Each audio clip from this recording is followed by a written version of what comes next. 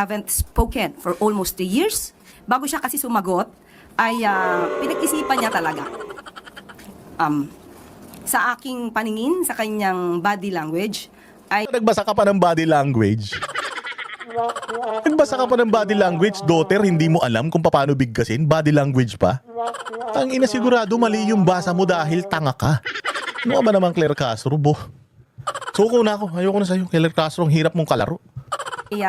disappointed siya sa kanyang nadidinig ng mga salita mula sa kanyang kapatid.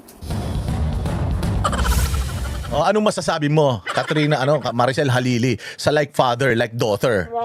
Proud ka? Hindi nyo man lang i-correct yung Yusek Claire Castro?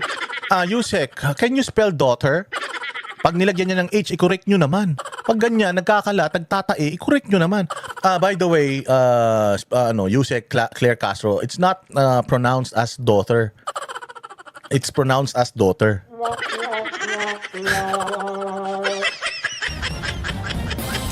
Ruth, binigyang tiin ni Palace Press Officer Undersecretary Claire Castro na hindi naman sila nagbibigay ng babala sa mga fake news peddlers. Kasunod nga ito nung bahagi ng pahayag din ni Senadora Amy na umabot sa puntong labas-masok sa ospital si Pangulong Bongbong Marcos. Ang sabi lang dyan ni Yuse Castro, alam ng NBI na kapag may nagkakalat ng fake news, automatikong dapat imbestigahan ito. Ma'am, meron ako nabasang comment mula po, I think mukhang galing yun sa isang retired judge.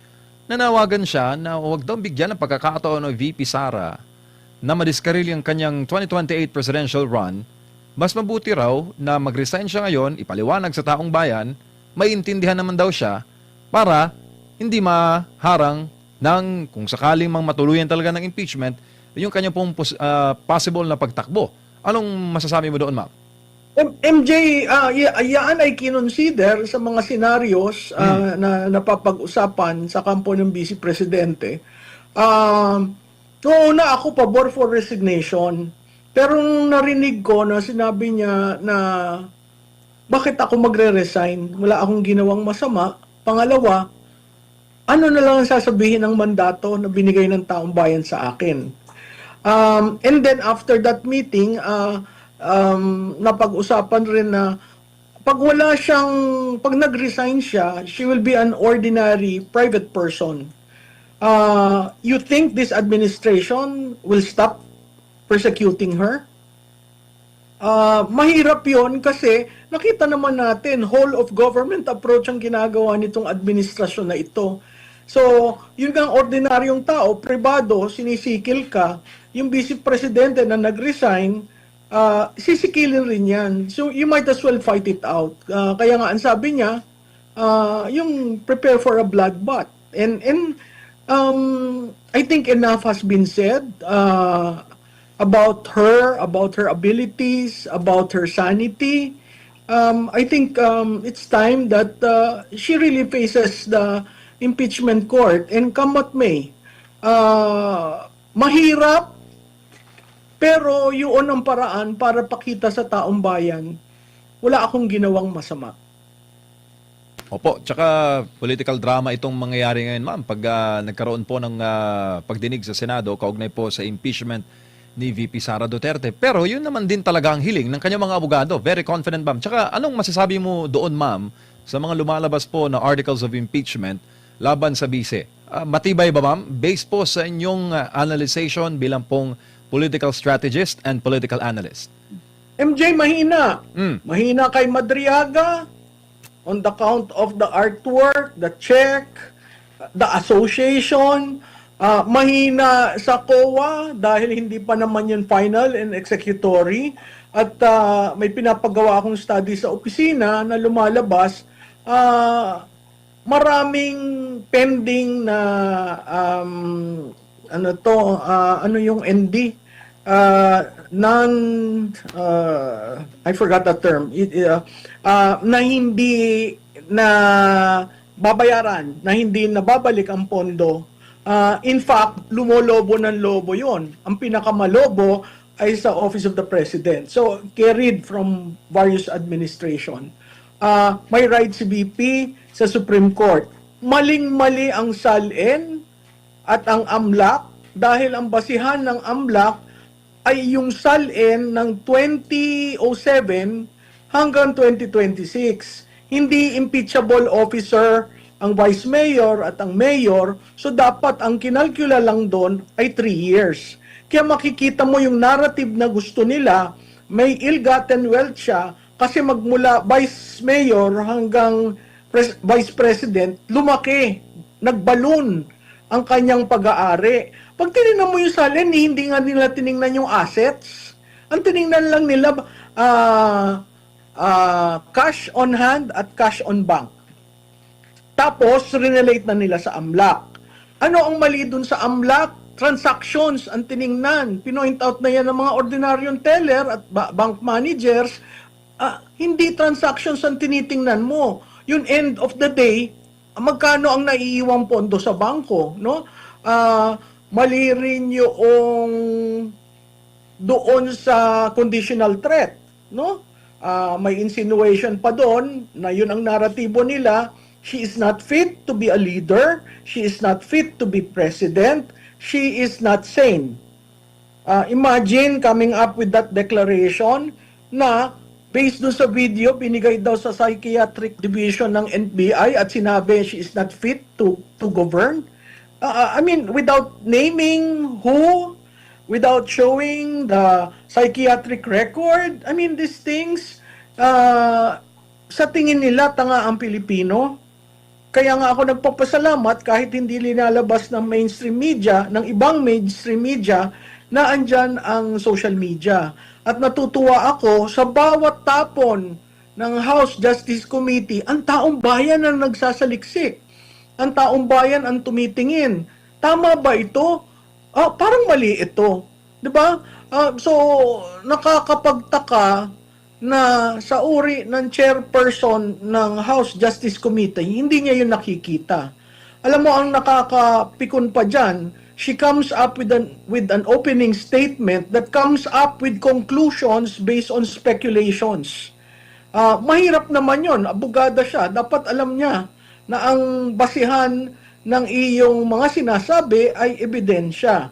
At kung titingnan mo uli, babalik tayo dun sa 2 complaint na nakapasa sa form and substance, wala naman siyang evidence na nakalakip. In fact, dinaan sa ilang clarificatory on probable cause yung evidence. Dapat yun nakalakip. At pag kumuha ka ng kopya, makukuha mo yung kopyang annexes. May isa pa doon, footnote lang. Yung kay Ginoong Trillanes, galing sa isang footnote. Nakita mo naman nag-testify base sa isang footnote sa complaint. So, Suprema, hindi ito pwede. Ano mangyayari sa trial? Hindi ba katawa-tawa? Mas gusto nyo ang tao lumabas sa kalye at sabihin, ano itong ginagawa nyo?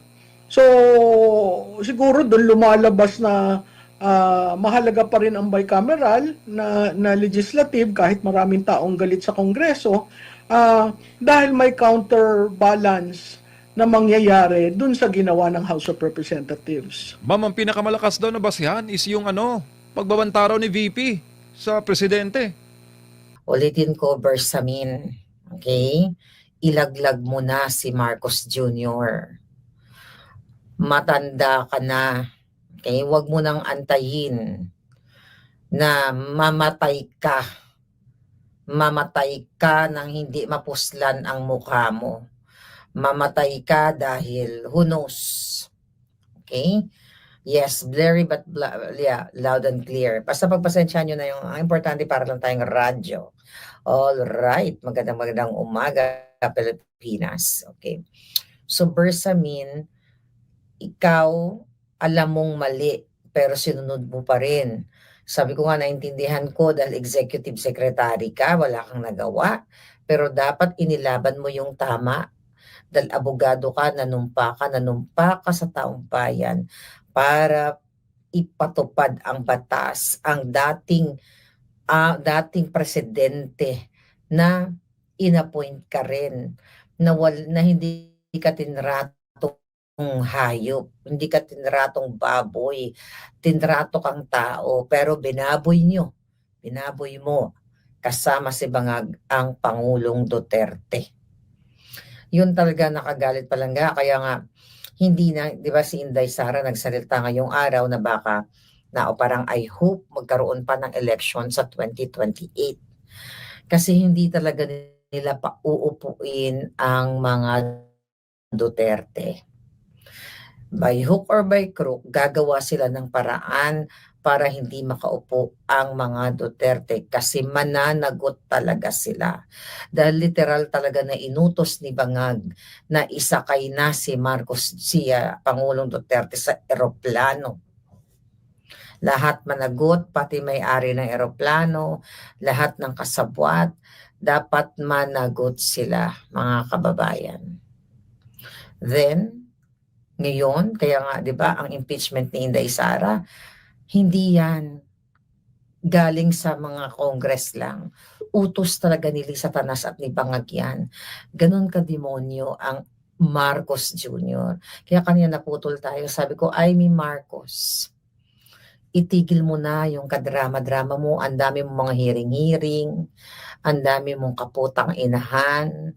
Sabi ko nga kanina, may intel ako nga, walang budget, zero. Okay? Pero may nagbibigay sa atin ng information, ikaw. Diba? Yung kapatid mo. Sabi ko nga kahapon, magwelga ka. Total, sinabi mo na adik ang kapatid mo, itodo mo na. Sabihin mo, adik, kidnapper, magnanakaw.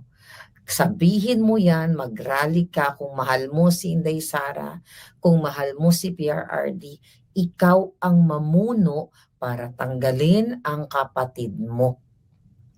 Magwelga ka, mag-rally ka, kumbensihin mo ang mga military, ang mga pulis na maglingkod sa Pilipino, hindi para sa adik mong kapatid.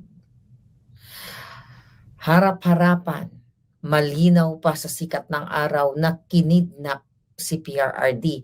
At itong informasyon na ito, na narinig ko, for sure, narinig mo naman na ito, na, for sure, nakarating nga sa akin makakarating din sa iyo, na mismo ang kapatid mo, sa utos ng asawa niyang adiktos kawatan, na isakay na si Duterte sa eroplano. Huwag na tayong magmaang-maangan, Amy Marcos. Gawin mo lahat ng kapasidad mo bago ka mag-hay nako, magdrama-drama. Please. Okay? And I hope, sabi ko nga, yung mga nagmamahal kay Inday, kayong mga lawyer, yung may mga contact dyan kay Bersamin, darating ang panahon, tandaan nyo to. May magsasalita, may mamivindicate dito sa ating statement na ito. I don't know kung alam ni Inday Sara itong issue na ito, pero may mga nakarinig doon sa meeting na yon. Andun si Tambaloslos, ikaw Tambaloslos, gusto mo ilaglag lahat? Maniwala kami sa'yo. Ilaglag mo ang pinsan mo at sabihin mo, itong sinasabi ko ngayon, na ang pinsan mong si Marcos Jr. na nagsabi sa utos ng asawa niyang kidnapper din, isakay si Duterte sa eroplano. Mga kababayan, nakakalungkot. Sabi ko nga, kung may kulam lang ako, kinulam ko na lahat itong PRRD. Yan. Ang pagtatraidor ni Bersamin, pagtatraidor ni Bangag. Demonyo ka. Putang ina mo, Marcos Jr. Sana mamatay ka na any moment, anytime, attack mo lahat na ng kababuyan. Demonyo ka, pinaka sa demonyo sa balat ng lupa. Hayop ka. Napakasama mo. Kung makaarte-arte ka, akala mo inosente kang buwa ka ng ina ka. Lahat ng nangyayari sa Kongreso, binabayaran ng bangag na administrasyon. Ito, nakakagalit talaga ka, mga palaga, Chino Merabueno. Yan ang katotohanan na nalaman ko kahapon, na inutos pala talaga ng mag-asawang demonyo na isakay si PRRD sa eroplano, ipagkanulo sa ICC. At ang sabi ng ICC, ay, sige, pumayag at ihintayin nila Gusto kong makalaya si PRRD sa lalong madaling panahon. Dahil itong mga hayop na ICC dapat talaga magsara na. Nakipagsabwatan talaga sila. Kaya Bersamin, kung may natitira ka pang totoo, nung time na nagre-resist ka kay Bangag, okay? Mapapatawad ka ng bayan sa lahat ng kasalanan mo kung ilalaglag mo si Bangag, mag-execute ka ng affidavit, ng sworn statement, hindi lang ikaw, yung isa pa at yung isa pa, at si Tambaluslos, ilaglag nyo na si Marcos Jr. Nakakagalit, mga palangga. Nakakagalit talaga. Kaya nung nalaman ko, sabi ko, putang ina. 'Di ba? Alam naman natin na si Bangag ang nasa likod.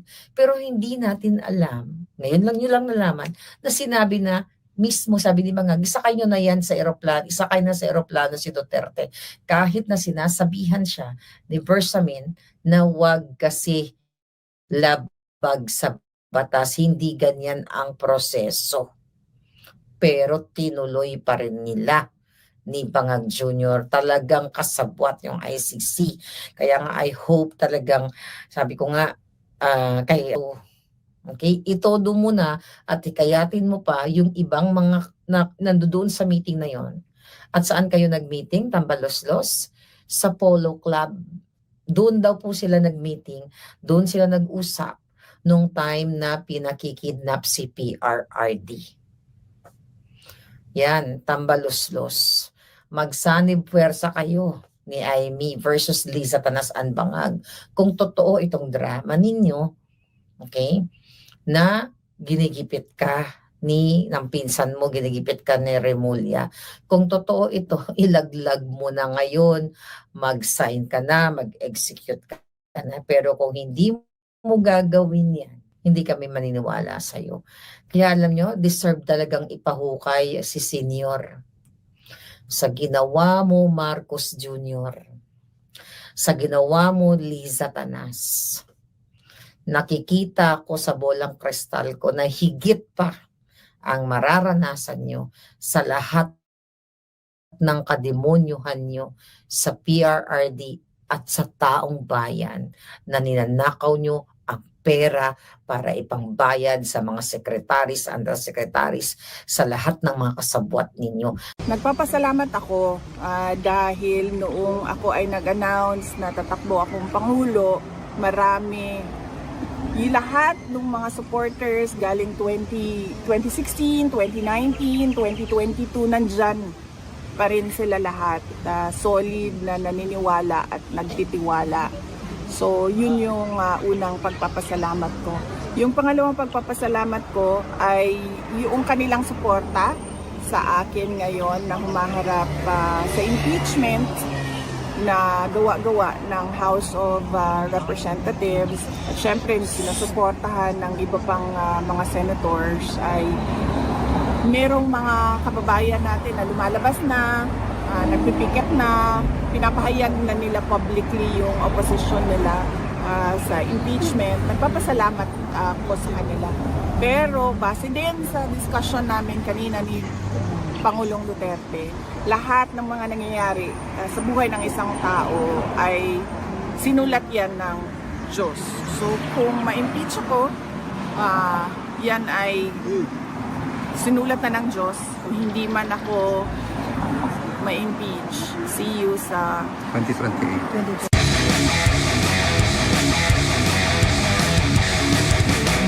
Ma'am, if there's one thing na you're very proud of na trait ni PRRD na nakuha mo, what is it? Ano bang traits ni PRD? Ano ba mga traits ni PRD sa ilaw? Not bending to foreign powers, for example, the independence that he has. Dapat naman kasi talaga yon na hindi lang para sa president, hindi lang dapat sa vice president, kahit ordinary Filipinos.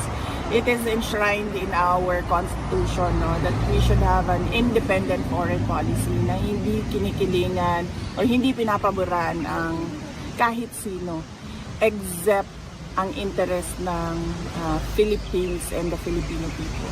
Just to conclude the conversation, Conclusion ma'am. na kaagad. Hindi pa di ay. What is the... Sorry, ma'am. Sorry. I mean, Ma'am. nagbiyahe kami na 14 hours, Sorry, plus ma'am. 4 hours papunta dito para bisitahin ka. Ma'am, VP Inday, is there something that PRRD wanted to share to the supporters na hanggang ngayon, ma'am, hindi talaga natitinag? Oo, yeah, minention ko yan siya kanina, no? Sabi ko kahapon, there must have been more than 15 or more than 20 na nandito sa Duterte Street kahapon. And sabi niya, yun yung sabi niya, paabot mo lang sa akin yung message na mahal ko ang Pilipinas, mahal ko kayo. Perhaps we can ask questions from the crowd, ma'am. Oh, sige. Sino may question ka? Go ahead. Yes, ma'am. Okay lang ako, ma'am. Wala naman akong problema. Sabi ko nga kahapon na doon sa question kung kamusta na ako. Ang problema lang, ang siguro para sa akin ewan ko lang sa ibang tao, siguro para sa akin ang pinaka-problema talaga ay yung magkakasakit ka na walang gamot at yung patay ka na. Yun talaga yung problema. Dahil yung patay ka na, ending na yun. Yung magkakasakit ka na walang gamot, papunta na yun sa ending. Ano po yung masasabi sa pagsagsa ng ekonomiya ng Pilipinas? At the same time, ma'am, yung inflation natin is sobrang taas. Ito na po ata yung pinakamataas na inflation sa history ng Pilipinas. At the same time, ma'am, yung peso and euro, sobrang taas po. Totoo yan. Triple whammy ang nangyari sa atin. Sobrang taas ng presyo ng fuel, crudo. Sobrang taas nung palitan, exchange, dollar exchange.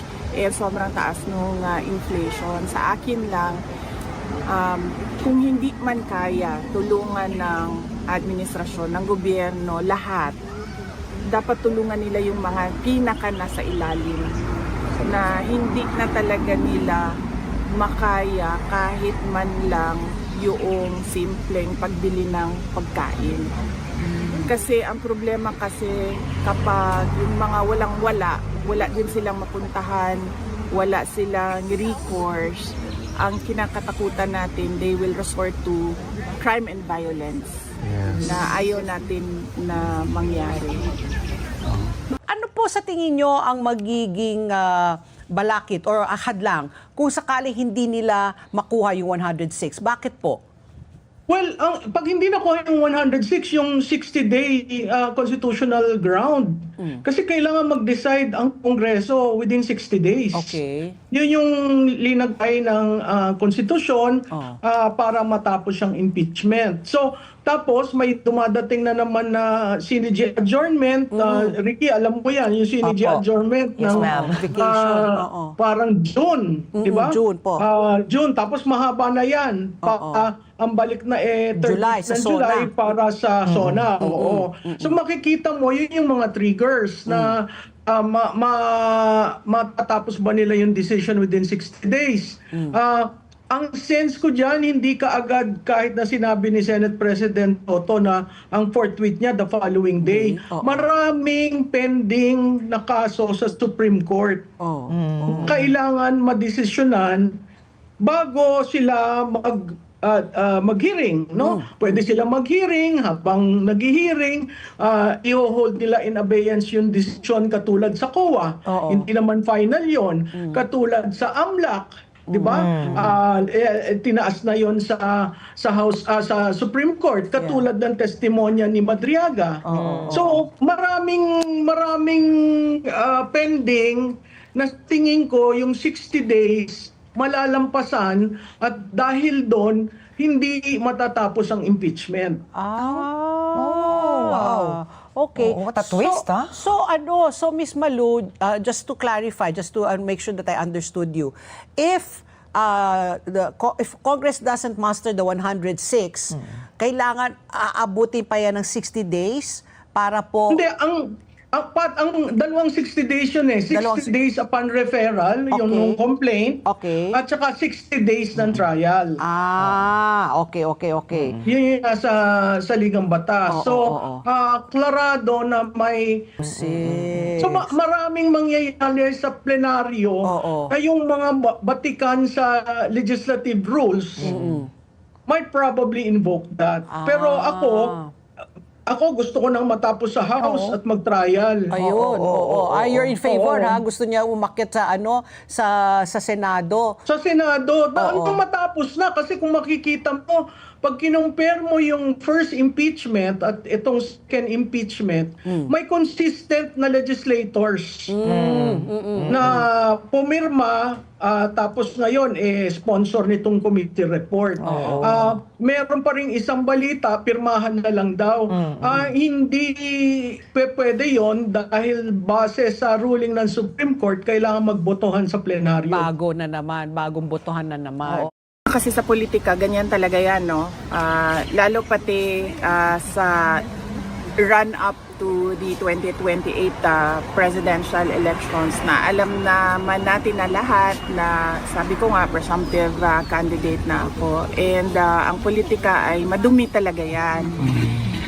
Sabi nga ni PRD noon, paulit-ulit yan na sa Davao City. Sabi niya, ang style ng karamihan o maraming mga politiko ay you paint your enemy black so that you appear white.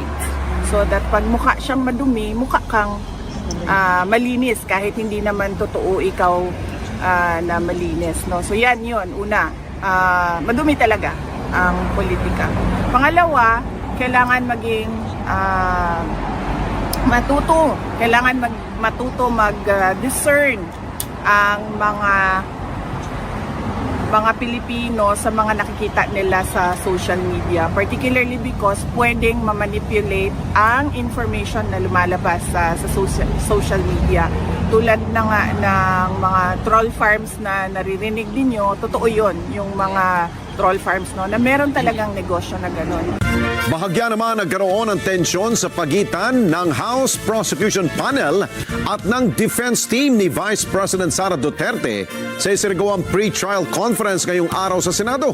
Nanindigan naman ang pamunuan ng Senado na 16 pa rin na boto ng mga senador ang kailangan para magpa-convict ng isang akusado sa impeachment trial.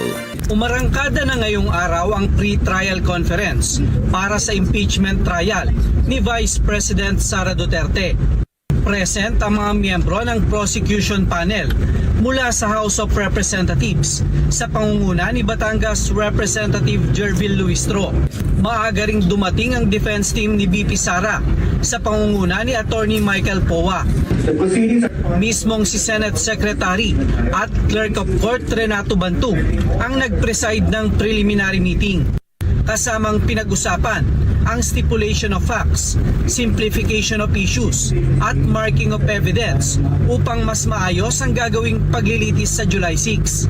Sa gitna ng morning session, bahagyang nagkainitan ang magkabilang panig. Pero medyo nagkainitan, ma'am. May mga ganong ganap po. Hindi, kasi period ko ngayon, mainit ang ulo. Tense. Hindi naman tense. That's usual in pre-trials. Even in the RTC, ganyan yan. No? So wala naman. It's really nothing out of the ordinary. And of course, we appreciate the patience also of the clerk of court, si Attorney Bantug, and the prosecution panel. So, normal lang yan. Agad din naman daw na-resolba ang usapin. Usually kasi pagdating sa proposed stipulation, siyempre bawat stipulation yan, tatanungin kung i-admit o i-deny. So, para mapabilis sa pag-usapan na lang namin, that we both agreed that we will just submit yung aming mga comments dun sa proposed stipulations, whether we admit or deny by Monday.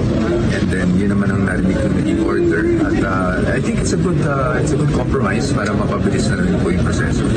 Bago ang paglilitis sa July 6, nakatakda raw magpatawag ng All-Members Caucus si Senate President Win Gatchalian para plantsahin ang preparasyon sa impeachment.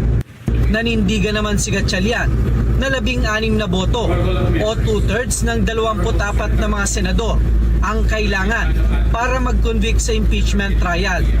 Sa harap yan ang pananaw ng ilan na maaaring magbago ang baseline ng 24 members kung hindi makakadalo sa paglilitis ang ilang senador. Correction, 2/3 of all members, no? Very clear ang constitution dyan. I cannot predict kung ano yung mga issues na lalabas doon, but as far as I'm concerned, I will uphold what is written in the constitution.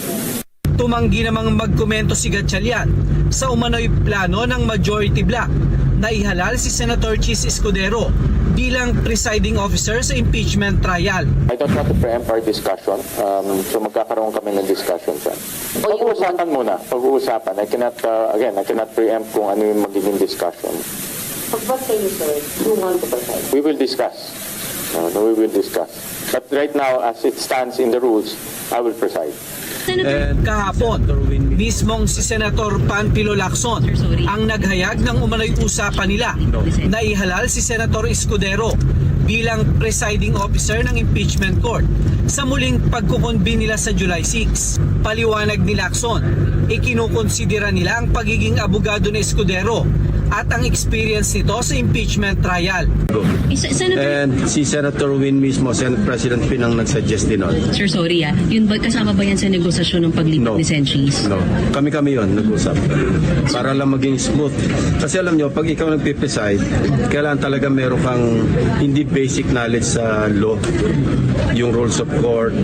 Samantala, mananatili raw ang heightened security measures sa Senado matapos ang bahagyang paghupa ng tensyon sa pagitan ng Gatchalian at Cayetano Bloc. Makaraang ihalal ng 13 senador si Gatchalian bilang bagong Pangulo ng Senado. Posibleng maantala ang impeachment trial proceedings laban po yan kay Vice President Sara Duterte kung ito ay gagamitan ng mga legal na hakbang ng mga mambabatas na kaalyado at sumusuporta sa pangalawang Pangulo. Partikular na tinukoy ni dating Supreme Court Associate Justice Antonio Carpio yung inisyal na plano ng kampo ni VP Sara na ipadismiss yung kaso laban sa kanya sa pamamagitan ng isang motion. At dahil dyan at ilang pang mga issue, sa pagtaya ni Carpio na posibleng makapagsimula ang aktwal na impeachment trial. Habang nakatutok ang publiko sa impeachment case laban kay Vice President Sara Duterte, lumilitaw naman ang mga posibleng legal na hakbang na maaaring magpahina o magpaantala sa proseso. Inamin ni former Supreme Court Associate Justice Antonio Carpio na may mga legal na hakbang na maaaring gamitin ang mga senador na sumusuporta kay Vice President Sara Duterte. Their initial plan was to, I think because Sara filed in effect a motion to dismiss, their initial plan was to grant that motion to dismiss. Ayon kay Carpio, hindi kailangan ng 2/3 vote para pagpasyahan ang isang motion to dismiss dahil isa lamang ito sa mga mosyong maaaring iharap sa impeachment court. Kung mangyayari ito, posibleng umabot pa sa Korte Suprema ang usapin at lalong humaba ang proseso. They will go to the Supreme Court na what is required by the Constitution is trial. Hindi pwede i-dismiss kaagad. There has to be a trial first. Binigyang diin din ni Carpio na malaki ang magiging papel ng mamumuno sa impeachment court dahil siya ang unang magpapasya sa mga mosyong isusumite ng magkabilang panig. Well, very important yung presiding officer. Like what I said, he makes the initial determination whether to grant or deny every motion. Isa pa sa mga naging punto ng talakayan ang bilang ng mga botong kakailanganin para sa posibleng conviction. Ayon kay Carpio, nakadepende ito kung ilan sa mga senador ang hindi maaaring makalahok at makaboto sa paglilitis. Well, it depends on how many have been disqualified by legal impediment. Isa pa lang ngayon ang bilang ko, si Jinggoy. Sa ngayon, inaabangan kung paano haharapin ng Senado ang mga mosyon at legal na isyong iniharap ng kampo ni Vice President Sara Duterte. Dahil dito, posibleng mas humaba pa ang proseso bago tuluyang makapagsimula ang aktual na paglilitis sa impeachment case. Ma'am, how are you today? I'm okay. Thank you very much for asking. How are you today? I'm fine, ma'am, especially looking at the future President of the Republic of the Philippines. Ginugunita natin ang unang anibersaryo ng isang kaganapang sumubok sa ating demokrasya at sa mga prinsipyo ng due process at rule of law. Ang naganap na extraordinary rendition o kidnapping kay dating Pangulong Rodrigo Duterte ay isang seryosong paalala na ang batas ay hindi dapat ginagamit bilang sandata para sa politika o personal na interes. Ang pagyurak sa karapatan ng isang individual sa pamamagitan ng mga irregular na proseso ay hindi lamang pag-atake sa katarungan, ito ay hamon sa ating pambansang soberanya. Ang isang tunay na malayang bansa ay pinapatakbo ng sariling mga institusyon na malaya mula sa anumang panlabas na panghihimasok o dikta. Ang anibersaryong ito ay isang panawagan para sa ating lahat na manatiling mapagmatyag. Kailangang manatiling malaya, tapat at matatag ang ating mga institusyon laban sa anumang pagsubok na baluktutin ang hustisya. Walang sino mang Pilipino ang dapat pagkakaitan ng proteksyon ng ating saligang batas. Sama-sama nating itaguyod ang isang Pilipinas kongresista sa mga bagong pahayag ni Vice President Sara Duterte. Partikular na yun sa aniyay unfair na madama yung kanyang mga pamilya dito nga sa gumugulong na impeachment. Giit nila ay nakatutok sila sa mga ebidensya, katotohanan at pananagutan. Lahat ng mga nangyayari sa buhay ng isang tao ay sinulat yan ng Diyos. So kung ma-impeach ako, yan ay sinulat na ng Diyos. Kung hindi man ako ma-impeach, see you sa 2028. See you tomorrow. Yan ang naging pahayag ni Vice President Sara Duterte kaugnay ng gumugulong na articles of impeachment laban sa kanya. Giit pa niya, unfair o hindi tama na idamay ang kanyang pamilya na pawang mga private citizen daw. Belter yan ni namamamayang Liberal Party List Representative Leila De Lima at Akbayan Party List Representative Percy Sendanya. These are the joint SALN of the husband and wife. And then, hindi namin kasalanan yun na gano'n ang lumabas sa 6.7 billion, 4-point-something billion of inflows ng pera sa mga accounts nila. Is all about accountability. Yung mga naabuso sa kapangyarihan, mga kamag-anak din niya mula noon hanggang ngayon. Parang yung abuse of power at yung pandarahas talaga tatak Duterte ito. Dito pamumulitika, ang tawag dito pananagutan. Isang bagay na hanggang ngayon hindi pa rin maintindihan ng kampo ni VP Sara Duterte. Ngayong nadala na sa plenaryo ang Articles of Impeachment, ipinag-utos sa House Secretary General na ipamahagi ang kopya nito sa lahat ng kongresista, complainants at respondent na si VP Sara. Alinsunod na rin ito sa desisyon ng Korte Suprema na mabigyan ng sapat na panahon ang mga kongresista na pag-aralan ito, gayon din ang ebidensya bago ang nakatakdang botohan sa plenaryo. Inaasahang mangyayari ang botohan sa impeachment ni VP Sara sa May 11 sa Lunes. Saturday and Sunday to study the articles of impeachment and the evidence.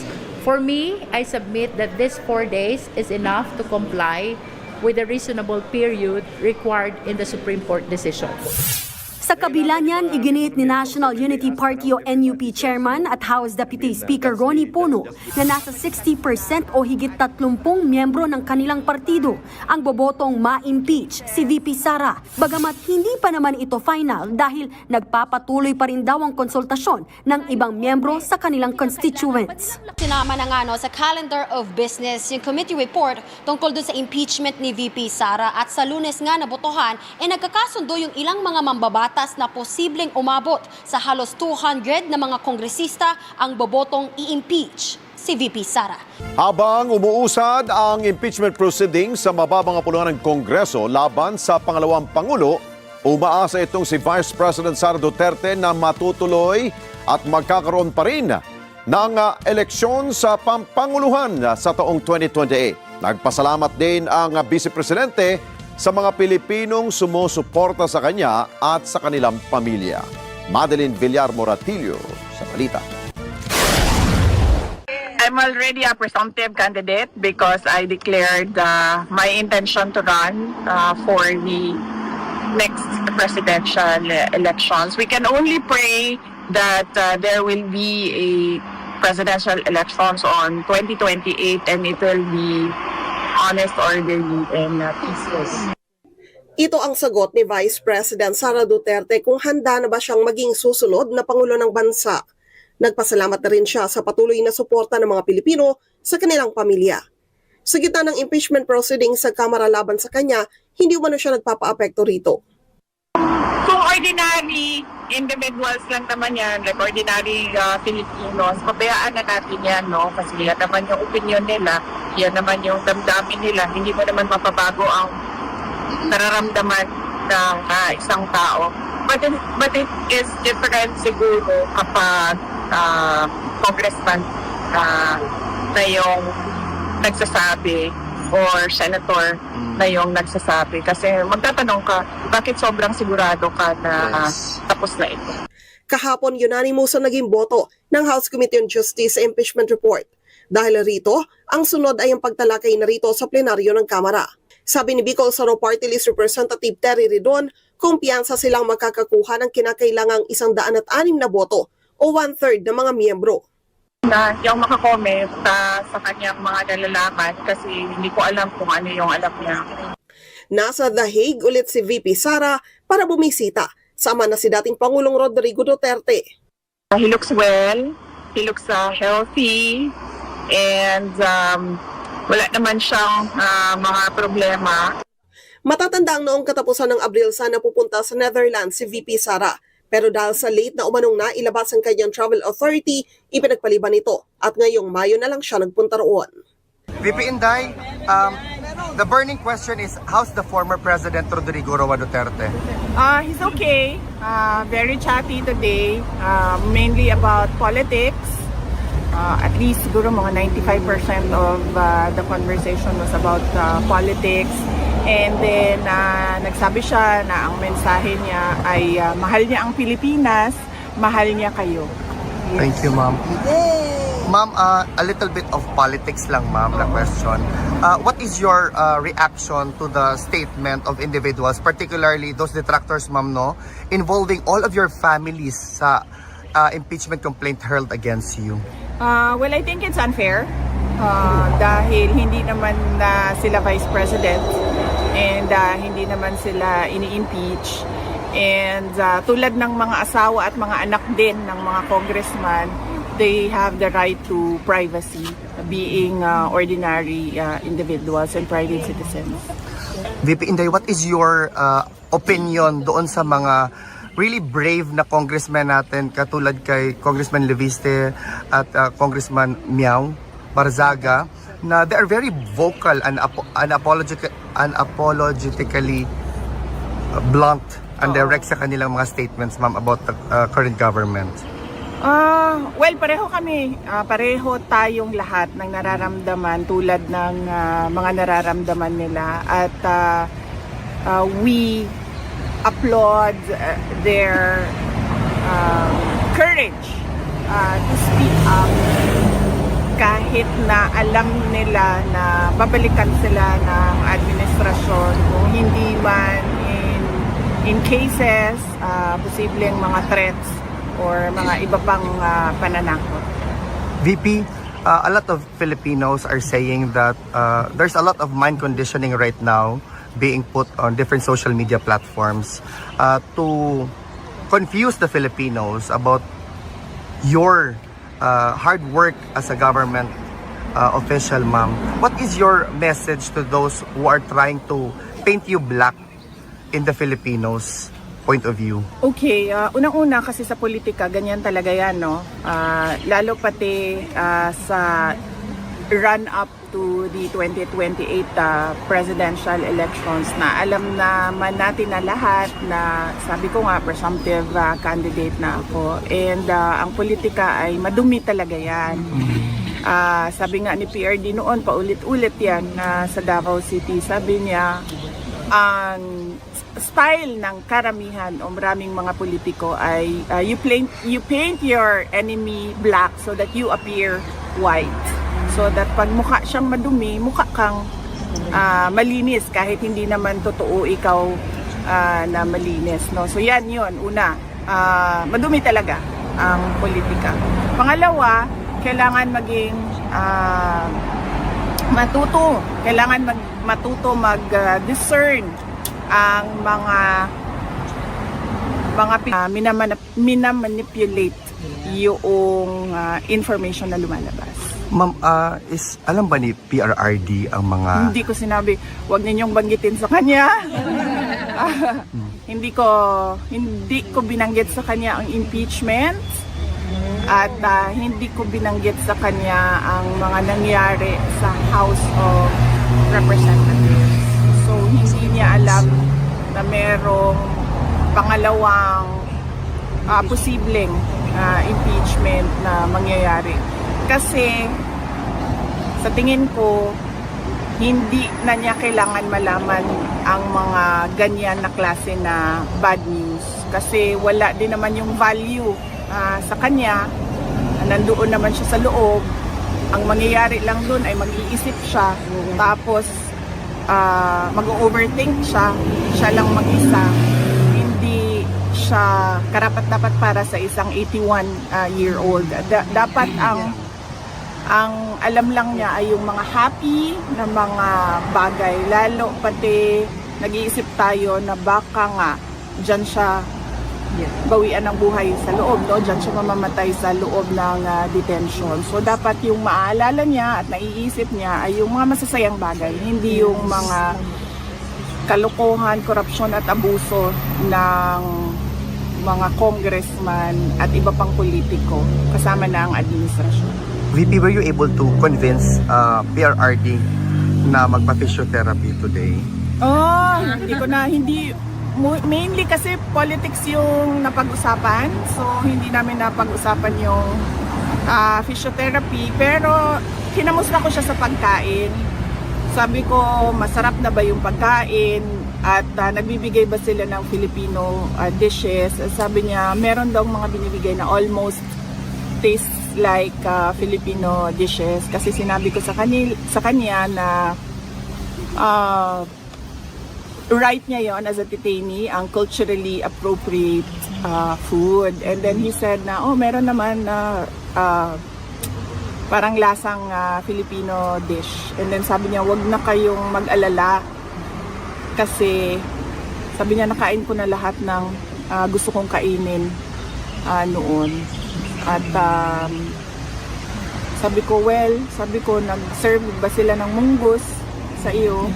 And then sabi niya, wag mo na isipin yan. Sabi niya, lahat ng munggus, nakain ko na noon. And then he said na, ang hindi ko na lang nakain na munggus ay yung mongoose, the hayop, the animal. Nangangamba si Vice President Sara Duterte sa posibleng malalang epekto para sa mga Pilipino ang patong-patong na suliranin ng Pilipinas na hindi naman masolusyonan ng kasulukuyang administrasyon. Tinukoy ng pangalawang Pangulo ang sobrang taas po ng presyo ng mga produktong petrolyo, ang pagbulusok ng halaga ng piso kontra dolyar at ito pong pagtaas ng inflation rate na pinapasan ng ordinaryo at mahihirap na mga Pilipino. Kaya naman apela ng pangalawang Pangulo sa gobyerno, tulungan ang lahat at iprioridad ang mga nasa baba ng lipunan para maiwasang gumawa ng mga ito ng krimen at karahasan.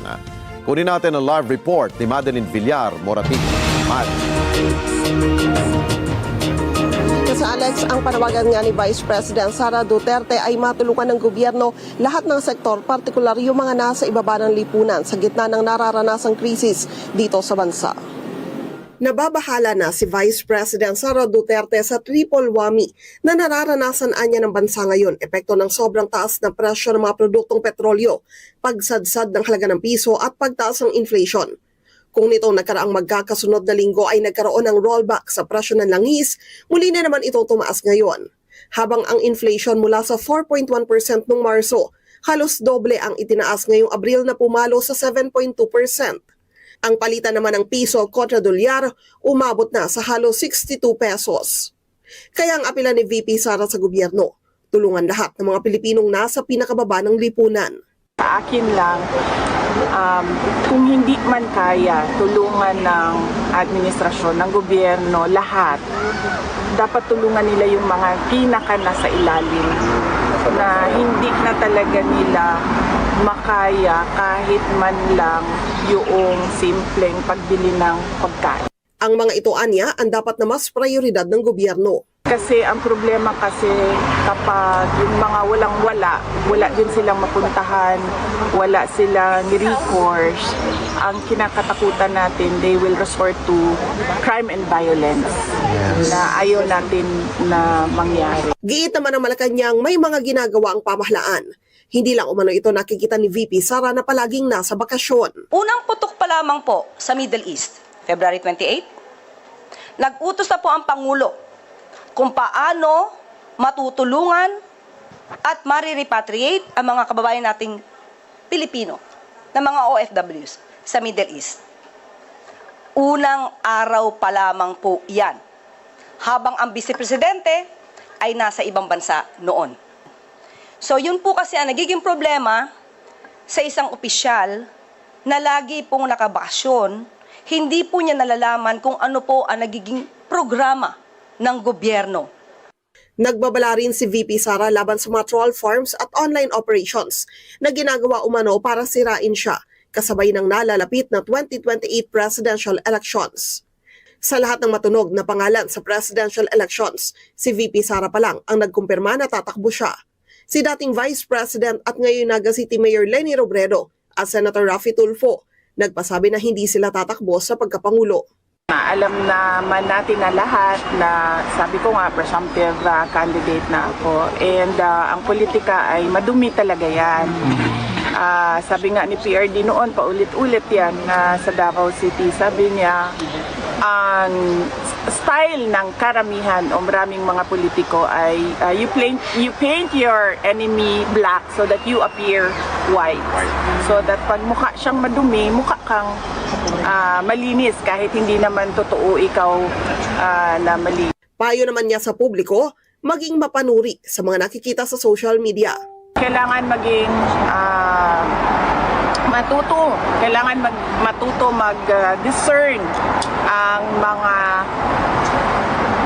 Pilipino sa mga nakikita nila sa social media, particularly because pwedeng mamanipulate ang information na lumalabas sa social media. Nagagamit na rin kasi anya ng ilan ang social media para magmanipula ng impormasyon. O ito naman, binira pati yung pahayag ni Inday Sara, binira din niya. Sige, bira ng bira Claire Castro. O ano na naman ang iniiyak ng butsi mo? Binanata ng palasyo ang pasaring ni Vice President Sara Duterte ukol sa presidential elections sa 2028. Sabi kasi ng bise, nananalangin siya na matuloy pa ang... Hindi naman pasaring yun eh. Ito ring reporter na to, tanga rin eh. Ang tagal-tagal na rin nagre-report, bobo pa din eh. Sino ba naman ang ayaw ng malinis na eleksyon? Oh, ang sinasabi nito is may pasaring. Hindi naman pasaring yun eh. Hindi pasaring, tinanong si Inday Sara, tinanong si Inday Sara. Inday Sara, are you ready to become the next president of the Philippines? Ano sagot niya? I'm always ready. Trabaho ko yun eh. And ngayon, I'm the presumptive candidate for 2028 because I declared my candidacy already. I just hope, yun ang sabi niya, I just hope that there is an election on 2028. Sana magkaroon ng eleksyon. Pinasaringan niya ba si Bongbong doon? Hindi naman. Ba't umiiyak ka, Claire Castro? Nanto, kala mo kasi paming karakter, akala mo asawa ni Bongbong. Hindi mo kasi pagsalitain si Bongbong, puro ikaw na lang, putang inang yan, pares naman kayong tanga. Halalan. At live mula sa Malacanang, may Express Report si Maricel Halili. Base, ano ba ang reaksyon mula dyan? Ruth, hindi pinalagpas ng Malacanang ang mga pasaring ng ilan sa mga kritiko ni Pangulong Bongbong. Sabihin mo, hindi pinalagpas ng fake news peddler ng Malacanang ang mga pasaring. Hindi ba banas na banas ka nung nakaraan, Maricel Halili, ginagawa kayong tanga ginagawa kayong bololoy ni Claire Castro. Sabi niya, pag sinabi mong nahuli, napahinto mo. Ang inan yan. Tapos pumayag kayo. Walang hiya, oh. Marcos, kabilang na nga dyan yung mga pahayag na binitiwan ni Vice President Sara Duterte at ng kapatid nito mismo na si Senadora Amy Marcos. Puro intriga at halatang sabik sa usapang halalan. Ito ang naging Sabik na talaga, hindi lang si Inday ang sabik. Actually, ang sabik na sabik yung taong bayan na magkaroon na ng halalan. Sana nga bukas halalan na. Ako sabik na sabik talaga ako sa halalan. Kasi gusto ko nang mapalitan na si Bongbong Marcos. Yung wala ka nang, hindi na mamumutawi sa bibig mo si Bongbong Marcos dahil salot sa bayan niya, salot ng lipunan yan eh. Oo, kumbaga sa alam mo yun, dumi. Ano yan eh, salmonella. Siya ang cause ng pagtatain ng bayang Pilipinas, maniwala ka. Sa totoo lang, wala namang cancer si Bongbong, siya ang cancer ng bayang Pilipinas. Oo, siya ang tumor na kailangan tanggalin para dumaloy ng maigi at maging healthy itong bayang Pilipinas. So, sabik si Inday, more on kami yung sabik na magkaroon na ng eleksyon para matapos na paghihirap ng bayang Pilipinas. Salot kayong dalawa eh. ni Palace Press Officer Claire Castro sa pahayag ni Vice President Sara Duterte sa isang Ang fierce oh.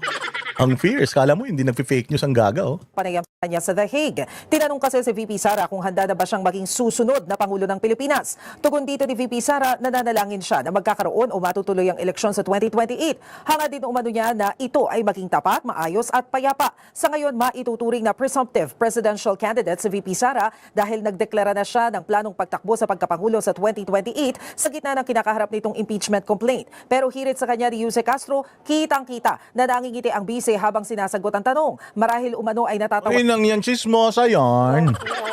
Nangingiti. Ikaw nga, kinikilig ka. Basang-basa yung pek. Kapag si Bongbong pinag-uusapan eh. Nanginantay ka eh. Kapag si BBM eh. Tapos pag si Inday Sara, gagalit ka.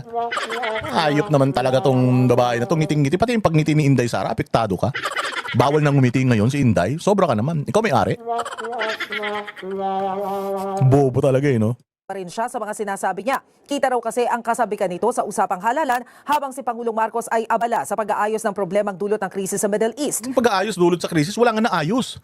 Ano namang inaayos ng ulol na yan? Yan lang yung may inaayos na walang naaayos. Yan lang yung busy sa trabaho, wala naman nagagawa. Putang ina, puro pagbibigay ng bigas ang ginagawa ng tarantado na yan. Si Pangulong Duterte nun, pagkabigay ng ayuda, wala siya doon. Tangina siya, lahat ng bigay ng bigas nandoon siya. Akala mo naman siya may-ari, akala mo galing sa bulsa niya. Diba? Anong ginagawa ni Bongbong Marcos? Anong mga katarantaduhan anong mga kabutihan ng ginawa niyan simula nagkaroon ng krisis? Binigyan ng special powers para tanggalin yung excise tax ng ng gasolina. Ginawa na ba niya? Di ba hindi pa? Ina ninyo, pahirap kayo sa bayang Pilipinas. Talagang sabik na sabik ang mga Pilipino na matapos na tong paghihirap na to at makapag-eleksyon na. Oo, para na tayo, makaraos na tayo, mawala na tayo sa sumpa na itong pamilya ng mga magnanakaw ng mga Marcos na ito.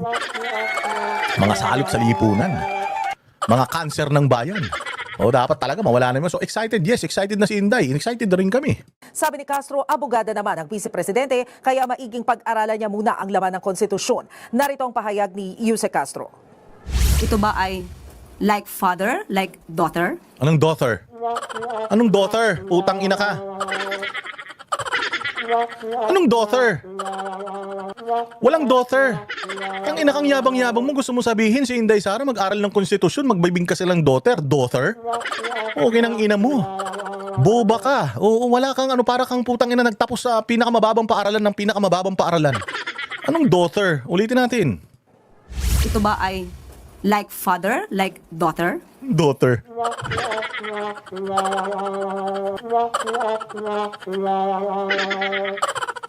Ang sakit sa bangs. Walang iya ka talaga. Alam naman natin na umamin ang dating Pangulong Duterte na siya ay eksperto sa paggawa ng intriga at pagplanta ng ebidensya. Pa rin sinasabi mo paulit-ulit. Wala nang yan na lang, wala nang iba. Anak na tinapay talaga, napaka-lame nyo talaga, napaka-loser nyo. Loser. Nakikipagkompetensya ka pa, wala ka namang utak. So ang mga ganitong sagot mula kay Vice Presidente ay alam nating intriga lamang. Mga kwentong walang basihan. At sana ma-review niya ulit bilang abogado kung ano ba ang nilalaman ng konstitusyon. Sinagot din na palasyo ang mga pahayag ni Presidential Sister Senadora Amy Marcos. Sabi kasi ni Senator Amy, non-existent ang relasyon. Diba? Like father, like daughter. Kanang nagyabang ka pa. Nagyabang ka pa, daughter. Sabihin mo mag-aral si Inday Sara, daughter, hindi mo pa alam bigkasin. Putang ina Claire Castro, wala kang utak. Putang ina niyan, kung saan ka man pinag-aral ng magulang mo, bawiin nyo yung ano. O USD, putang ina, bawiin nyo yung diploma nito, bobo. Ito lang ang abogado na tanga. Like father, like daughter. Ay, nako, Claire Castro. Ulitin nga natin yung like father, like daughter niya. Nakakatuwa eh. Amin ang dating Pangulong Duterte na siya ay Konstitusyon. Narito ang pahayag ni Yuse Castro. ito ba ay like father, like daughter? Okay nang ina ka. Confident ka. Oo, para kang confidence ah. Mas confident ka pa sa confidence. Ito ba ay parang like father, like daughter? Ang sakit mo sa ulo, Claire. Putay na. Kaulitin natin. Ang sarap pakinggan talaga pagka puro kabubuhan lumalabas sa bibig nitong tao na to. Pahayag ni Yuse Castro. Ito ba ay like father, like daughter? Ina mo, bobo. Ang hirap mong kalaro. Ang hirap mong kabanding. Puro katangahan ang ginagawa mo. Di ba, alam mo yung...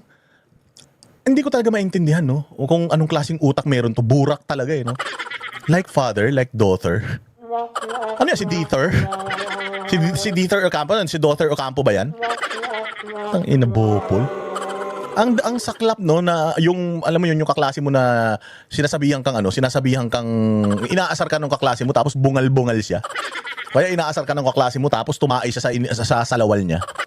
Ganun to eh. Ibang klase ka talaga, Claire Castro. Bilib ako sa'yo, ha. Like father, like daughter. Wow. I mean, non-existent ang relasyon niya sa kapatid na si Pangulong Marcos. Higit 1 taon na rin daw silang hindi nagkikita. Kwento ni Yuse Castro, tinanong niya mismo si PBBM ukol dito matapos ang kanilang meeting sa Malacanang kanina. Pinag-isipan daw ito ng husto ng Pangulo bago siya sumagot at kinumpirmang matagal na nga raw silang hindi nagkakausap ng kapatid. Narito ang sinabi ni Yuse Castro. O baka naman like father, like daughter na naman yan, ha? Daughter. Wala pong H yung daughter. D-A-U... Ano ba? G-H-T-E-R. Hindi po T-H-E-R yun, ha? Claire Castro, paano ka pumasa ng bar? Paano ka...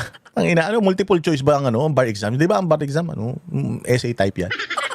I really don't get it. Sabi ko nga sa inyo, pagkausap ko to si Claire Castro. They haven't spoken for almost 3 years. Bago siya kasi sumagot, ay pinag-isipan niya talaga. Sa aking paningin, sa kanyang body language, ay... Nagbasa ka pa ng body language? Nagbasa ka pa ng body language, daughter, hindi mo alam kung paano bigkasin? Body language pa? Ang ina, sigurado mali yung basa mo dahil tanga ka.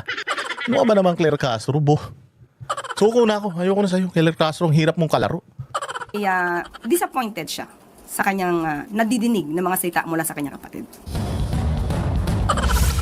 O, anong masasabi mo, Katrina, Maricel Halili, sa like father, like daughter? Proud ka? Hindi nyo man lang i-correct yung Yusek Claire Castro? Yusek, can you spell daughter? Pag nilagyan niya ng H, i-correct nyo naman. Pag ganyan, nagkakalat, nagtatae, i-correct nyo naman. By the way, Yusek Claire Castro, it's not pronounced as daughter. It's pronounced as daughter.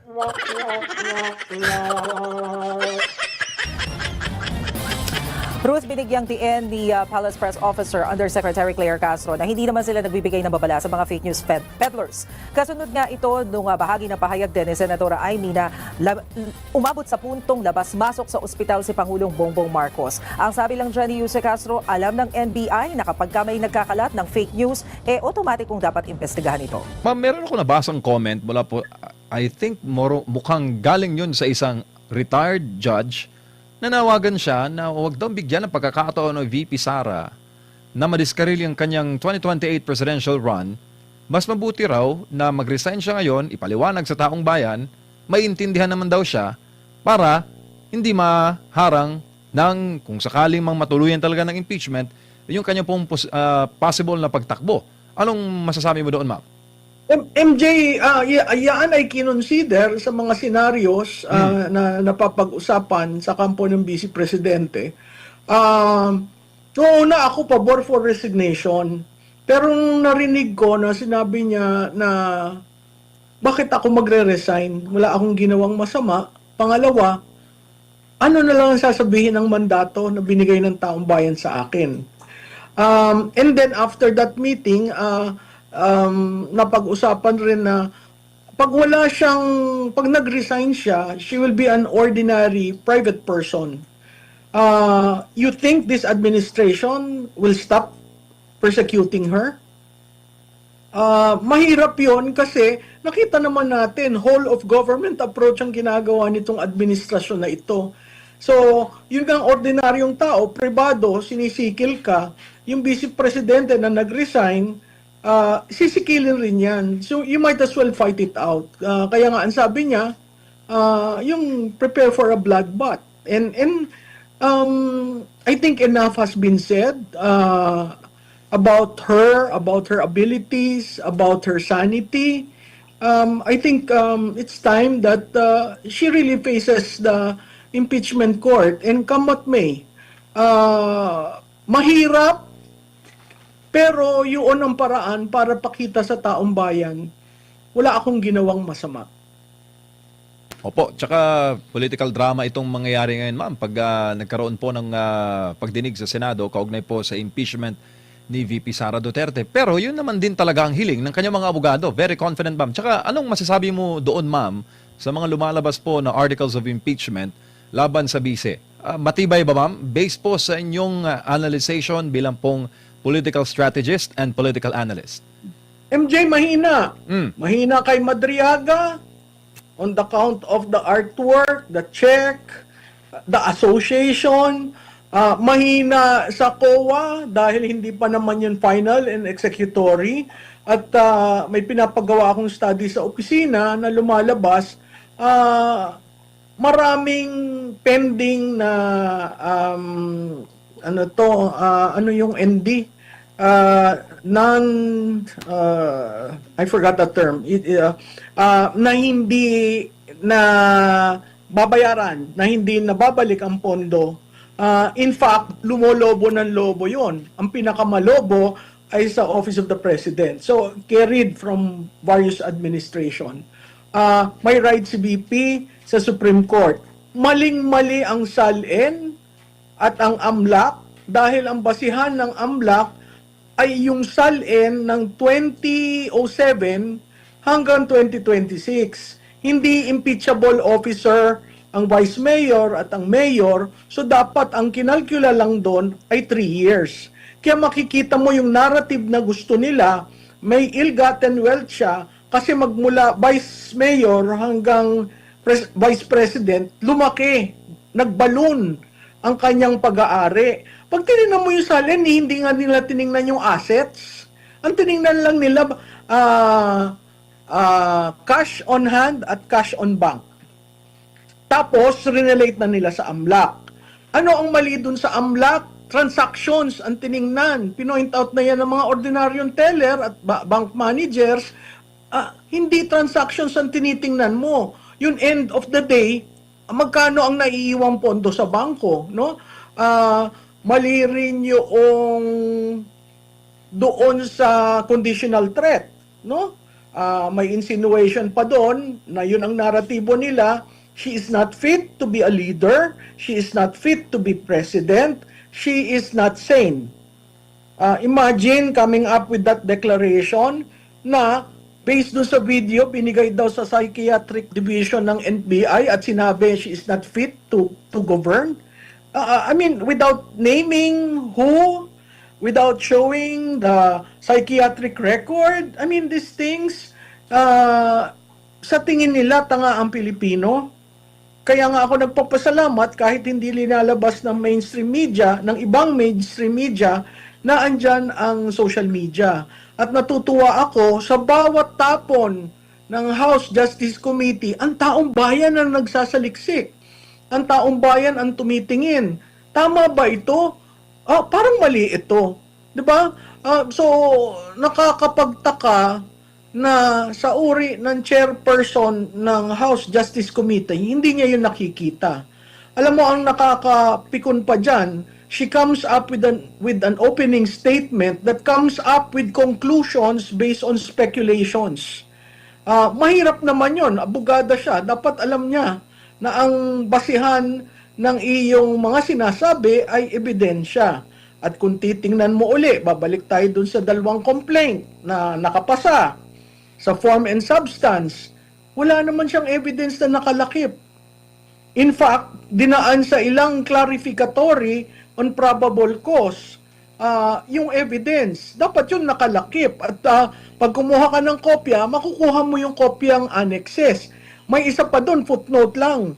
Yung kay Ginoong Trillanes, galing sa isang footnote. Nakita mo naman nag-testify base sa isang footnote sa complaint. So, ang daming mga violations kung titingnan mo based on the Duterte ruling by the Supreme Court.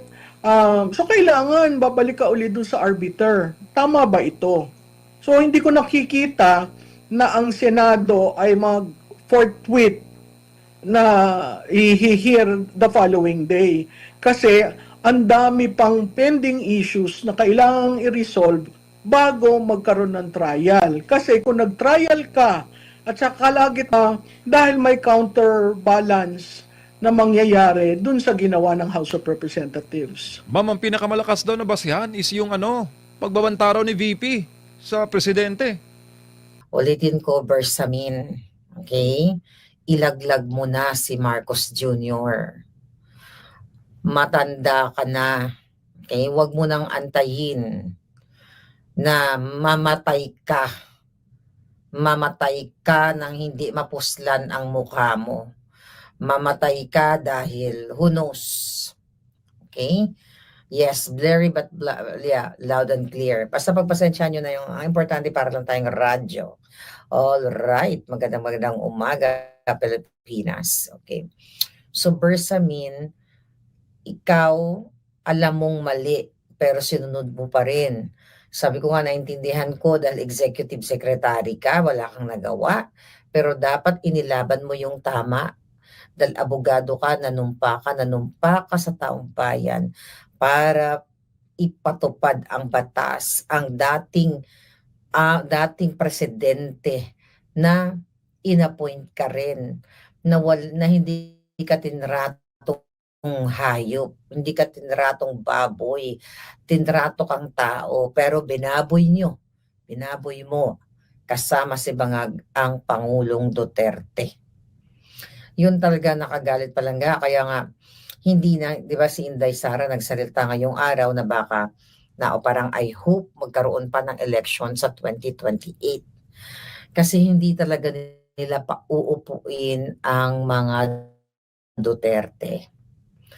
By hook or by crook, gagawa sila ng paraan para hindi makaupo ang mga Duterte kasi mananagot talaga sila. Dahil literal talaga na inutos ni Bangag na isakay na si Pangulong Duterte sa eroplano. Lahat managot, pati may-ari ng eroplano, lahat ng kasabwat, dapat managot sila, mga kababayan. Then, ngayon, kaya nga, di ba, ang impeachment ni Inday Sara, hindi yan galing sa mga Congress lang. Utos talaga ni Lisa Tanas at ni Bangag yan. Ganon ka-demonyo ang Marcos Jr. Kaya kanina naputol tayo, sabi ko, Amy Marcos, itigil mo na yung kadrama-drama mo, ang dami mong mga hearing-hearing, ang dami mong kaputang inahan. Sabi ko nga kanina, may intel ako nga, walang budget, zero. Okay? Pero may nagbibigay sa atin ng information, ikaw. Diba? Yung kapatid mo. Sabi ko nga kahapon, magwelga ka. Total, sinabi mo na adik ang kapatid mo, itodo mo na. Sabihin mo, adik, kidnapper, magnanakaw. Sabihin mo yan, mag-rally ka kung mahal mo si Inday Sara, kung mahal mo si PRRD, ikaw ang mamuno para tanggalin ang kapatid mo. Magwelga ka, mag-rally ka, kumbinsihin mo ang mga military, ang mga pulis na maglingkod sa Pilipino, hindi para sa adik mong kapatid. Harap-harapan, malinaw pa sa sikat ng araw na kinidnap si PRRD. At itong impormasyon na ito, na narinig ko, for sure, narinig mo naman na ito, na, for sure, nakarating nga sa akin makakarating din sa'yo, na mismo ang kapatid mo, sa utos ng asawa niyang adiktos kawatan, na isakay na si Duterte sa eroplano. Huwag na tayong magmaang-maangan, Amy Marcos. Gawin mo lahat ng kapasidad mo bago ka mag-hay nako, magdrama-drama. Please. Okay? And I hope, sabi ko nga, yung mga nagmamahal kay Inday, kayong mga lawyer, yung may mga contact dyan kay Bersamin, darating ang panahon, tandaan niyo to. May magsasalita, may mamivindicate dito sa ating statement na ito. I don't know kung alam ni Inday Sara itong issue na ito, pero may mga nakarinig doon sa meeting na yon. Andun si Tambaloslos, ikaw Tambaloslos, gusto mo ilaglag lahat? Maniwala kami sa'yo. Ilaglag mo ang pinsan mo at sabihin mo, itong sinasabi ko ngayon, na ang pinsan mong si Marcos Jr. na nagsabi sa utos ng asawa niyang kidnapper din, isakay si Duterte sa eroplano. Mga kababayan, nakakalungkot. Sabi ko nga, kung may kulam lang ako, kinulam ko na lahat itong PRRD. Yan. Ang pagtatraidor ni Bersamin, pagtatraidor ni Bangag. Demonyo ka. Putang ina mo, Marcos Jr. Sana mamatay ka na any moment, anytime, attack mo lahat na ng kababuyan. Demonyo ka, pinaka sa demonyo sa balat ng lupa. Hayop ka. Napakasama mo. Kung makaarte-arte ka, akala mo inosente kang buwa ka ng ina ka. Lahat ng nangyayari sa Kongreso, binabayaran ng bangag na administrasyon ito. Nakakagalit talaga ka, mga palaga, Chino Merabueno. Yan ang katotohanan na nalaman ko kahapon, na inutos pala talaga ng mag-asawang demonyo na isakay si PRRD sa eroplano, ipagkanulo sa ICC. At ang sabi ng ICC, ay, sige, pumayag at ihintayin nila. Gusto kong makalaya si PRRD sa lalong madaling panahon. Dahil itong mga hayop na ICC dapat talaga magsara na. Nakipagsabuatan talaga sila. Kaya Bersamin, kung may natitira ka pang totoo, nung time na nagre-resist ka kay Bangag, okay?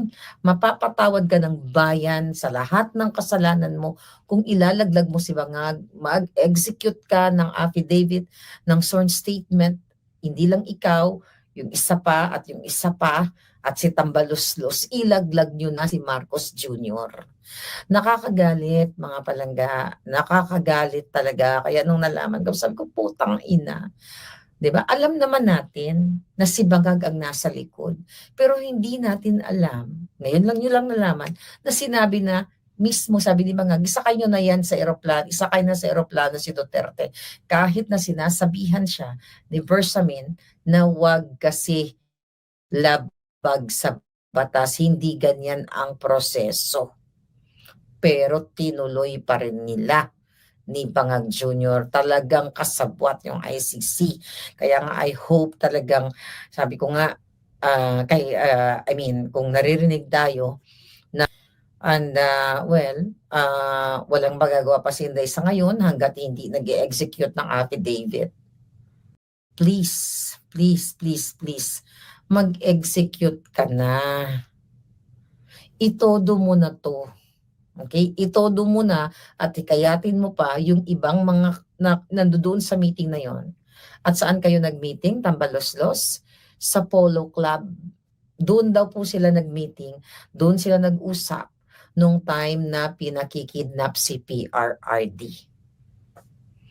Yan, Tambaloslos. Magsanib puwersa kayo. ni Amy versus Liza Tanas-Ann Bangag. Kung totoo itong drama ninyo, okay, na ginigipit ka ng pinsan mo, ginigipit ka ni Remulla. Kung totoo ito, ilaglag mo na ngayon, mag-sign ka na, mag-execute ka na. Pero kung hindi mo gagawin yan, hindi kami maniniwala sa'yo. Kaya alam nyo, deserve talagang ipahukay si Senior sa ginawa mo, Marcos Jr., sa ginawa mo, Liza Tanas.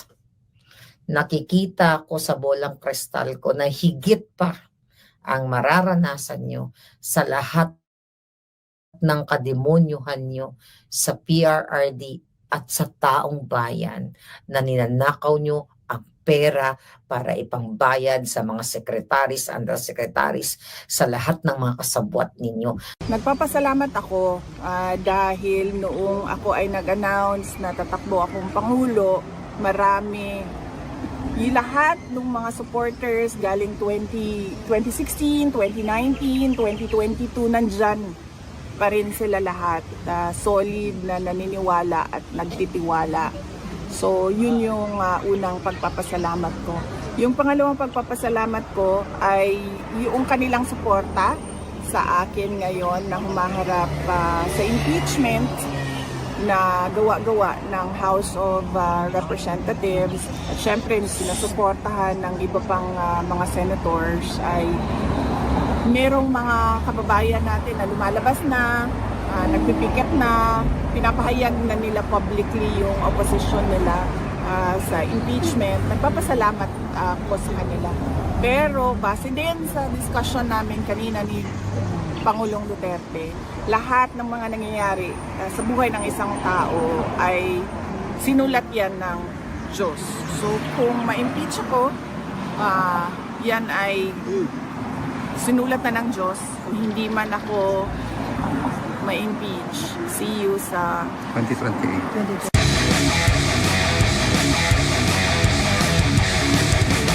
Ma'am, if there's one thing na you're very proud of na trait ni PRRD na nakuha mo, what is it?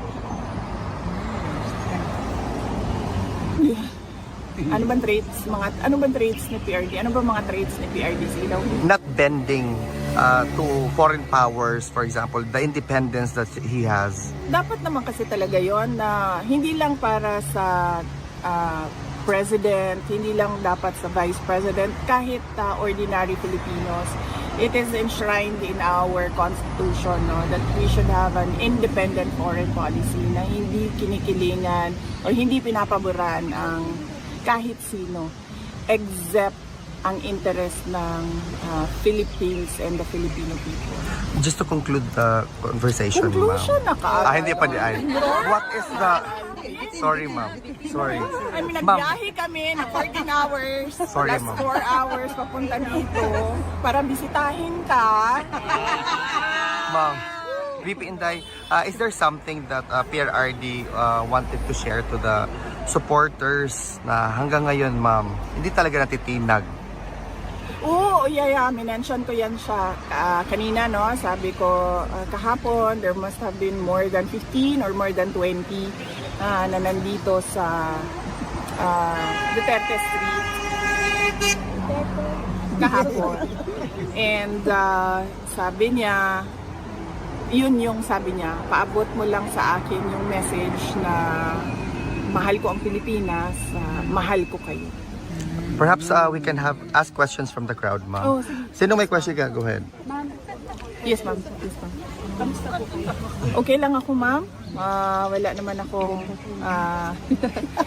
akong problema. Sabi ko nga kahapon na doon sa question kung kamusta na ako. Ang problema lang, ang siguro para sa akin ewan ko lang sa ibang tao, siguro para sa akin ang pinaka-problema talaga ay yung magkakasakit ka na walang gamot at yung patay ka na. Yun talaga yung problema. Dahil yung patay ka na, ending na yun. Yung magkakasakit ka na walang gamot, papunta na yun sa ending. Ano po ba sasabi sa pagsagsabi ng Pilipinas? At the same time, ma'am, yung inflation natin is sobrang taas. ito na po ata yung pinakamataas na inflation sa history ng Pilipinas. Na same time na yung peso and euro, sobrang taas po. Totoo yan. Triple whammy ang nangyari sa atin. Sobrang taas ng presyo ng fuel, crudo. Sobrang taas nung palitan, exchange, dollar exchange. Sobrang taas nung inflation. Sa akin lang, kung hindi man kaya, tulungan ng administrasyon, ng gobyerno, lahat, dapat tulungan nila yung mga pinaka nasa ilalim na hindi na talaga nila makaya kahit man lang yung simpleng pagbili ng pagkain.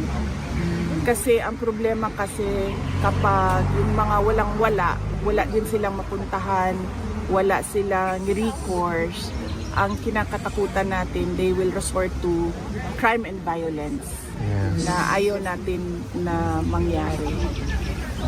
Ano po sa tingin nyo ang magiging balakid or hadlang kung sakali hindi nila makuha yung 106? Bakit po? Well, pag hindi nakuha yung 106, yung 60-day constitutional ground. Kasi kailangan mag-decide ang Kongreso within 60 days. Okay. Yun yung linagay ng konstitusyon para matapos yung impeachment. So, tapos may dumadating na naman na CNG adjournment.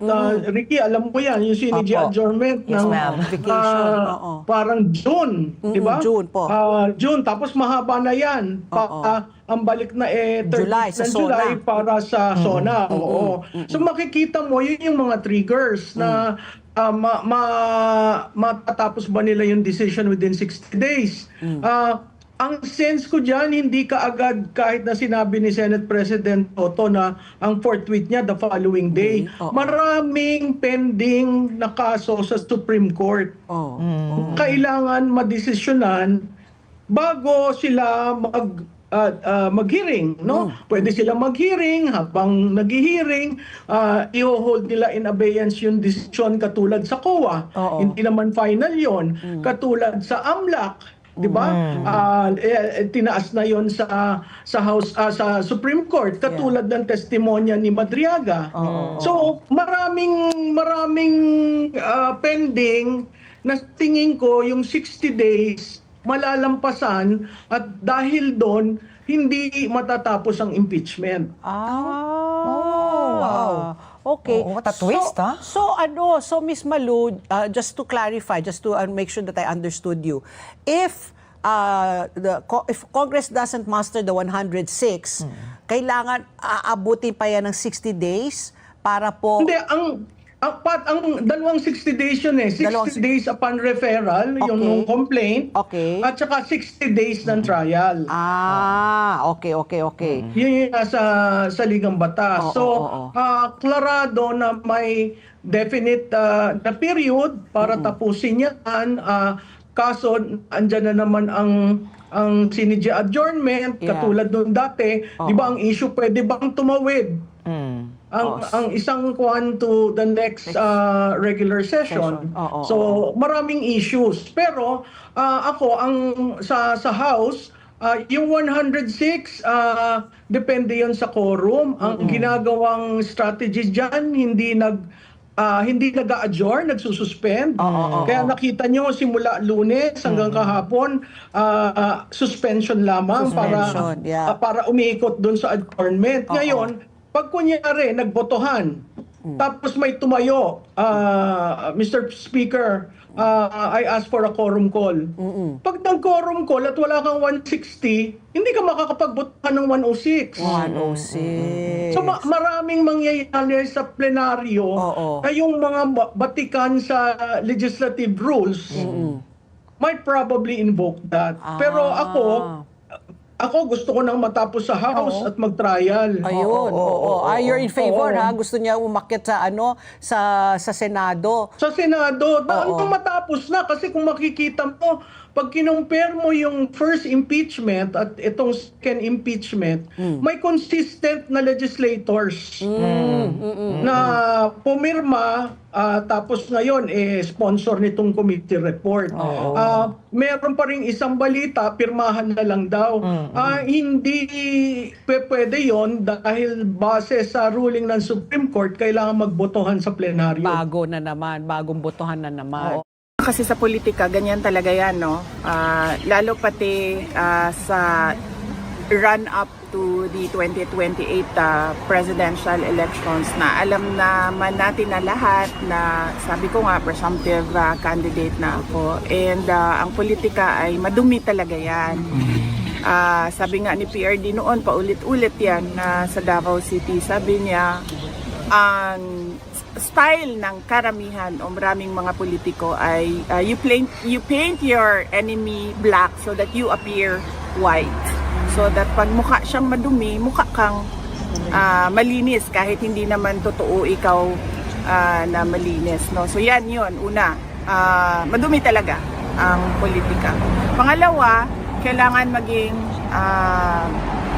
matuto. Kailangan matuto mag-discern ang mga Pilipino sa mga nakikita nila sa social media, particularly because pwedeng ma-manipulate ang information na lumalabas sa social media. Tulad ng mga troll farms na naririnig ninyo, totoo yun, yung mga troll farms, no, na meron talagang negosyo na gano'n. Bahagya naman nagkaroon ng tensyon sa pagitan ng House Prosecution Panel at ng defense team ni Vice President Sara Duterte sa isinagawang pre-trial conference ngayong araw sa Senado. Nanindigan naman ang pamunuan ng Senado na 16 pa rin na boto ng mga senador ang kailangan para magpa-convict ng isang akusado sa impeachment trial. Umarangkada na ngayong araw ang pre-trial conference para sa impeachment trial ni Vice President Sara Duterte. Present ang mga miyembro ng prosecution panel mula sa House of Representatives sa pangunguna ni Batangas Representative Jervil Luistro. Maaga ring dumating ang defense team ni VP Sara sa pangunguna ni Attorney Michael Poa. Mismong si Senate Secretary at Clerk of Court Renato Bantug ang nag-preside ng preliminary meeting. Kasamang pinag-usapan ang stipulation of facts, simplification of issues, at marking of evidence upang mas maayos ang gagawing paglilitis sa July 6.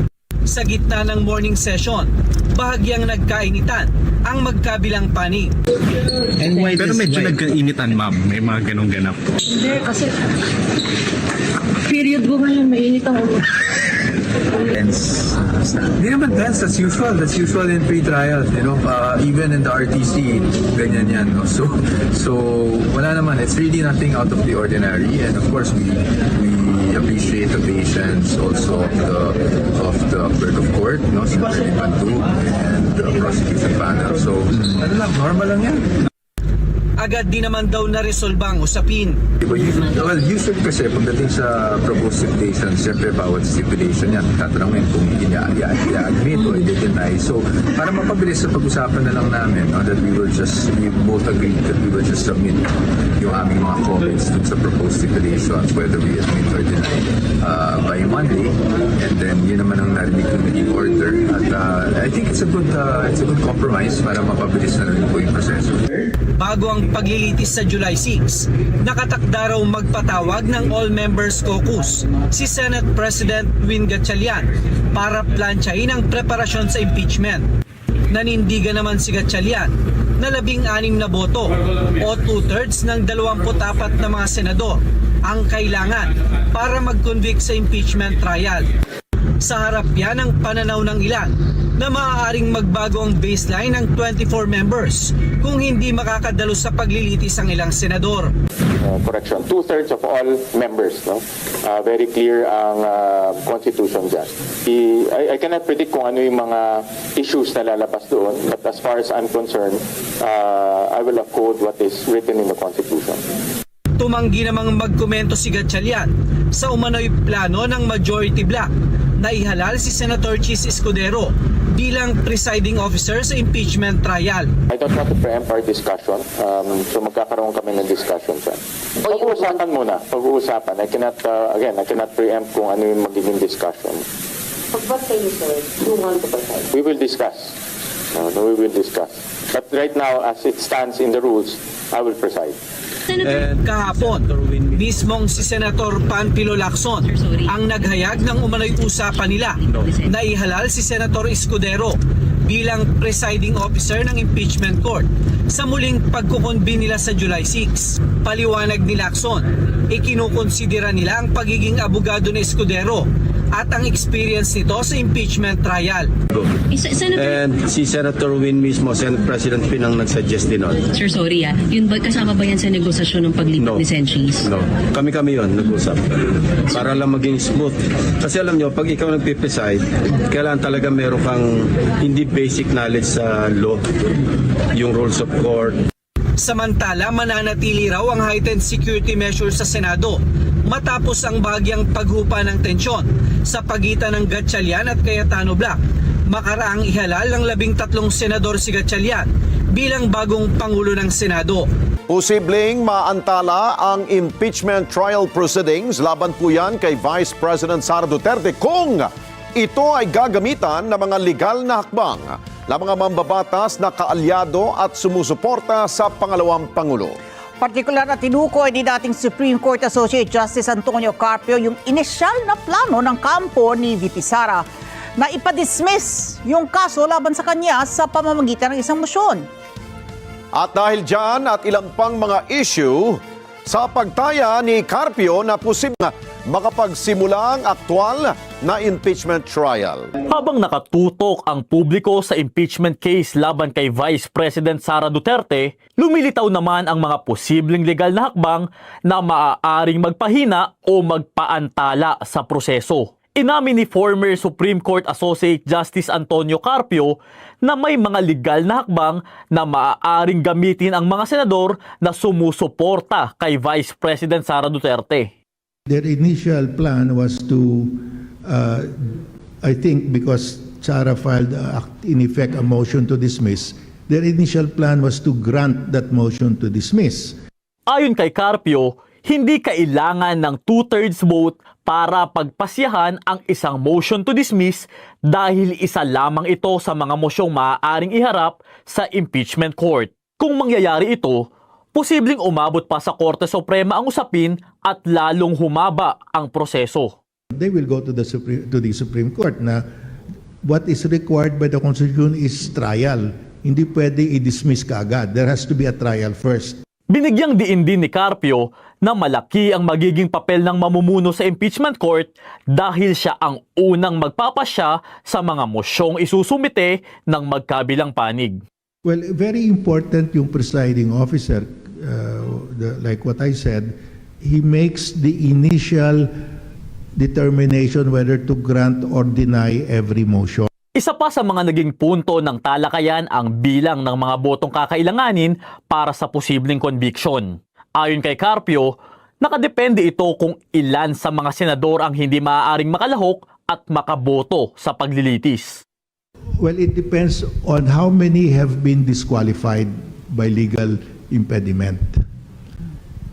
Isa pa lang ngayon ang bilang ko, si Jinggoy. Sa ngayon, inaabangan kung paano haharapin ng Senado ang mga mosyon at legal na isyung iniharap ng kampo ni Vice President Sara Duterte. Dahil dito, posibleng mas humaba pa ang proseso bago tuluyang makapagsimula ang aktual na paglilitis sa impeachment case. Ma'am, how are you today? I'm okay. Thank you very much for asking. How are you today? I'm fine, ma'am. Especially looking at the future President of the Republic of the Philippines.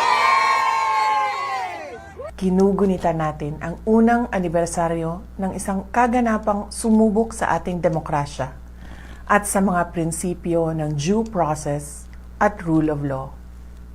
Ang naganap na extraordinary rendition o kidnapping kay dating Pangulong Rodrigo Duterte ay isang seryosong paalala na ang batas ay hindi dapat ginagamit bilang sandata para sa politika o personal na interes. Ang pagyurak sa karapatan ng isang individual sa pamamagitan ng mga irregular na proseso ay hindi lamang pag-atake sa katarungan, ito ay hamon sa ating pambansang soberanya.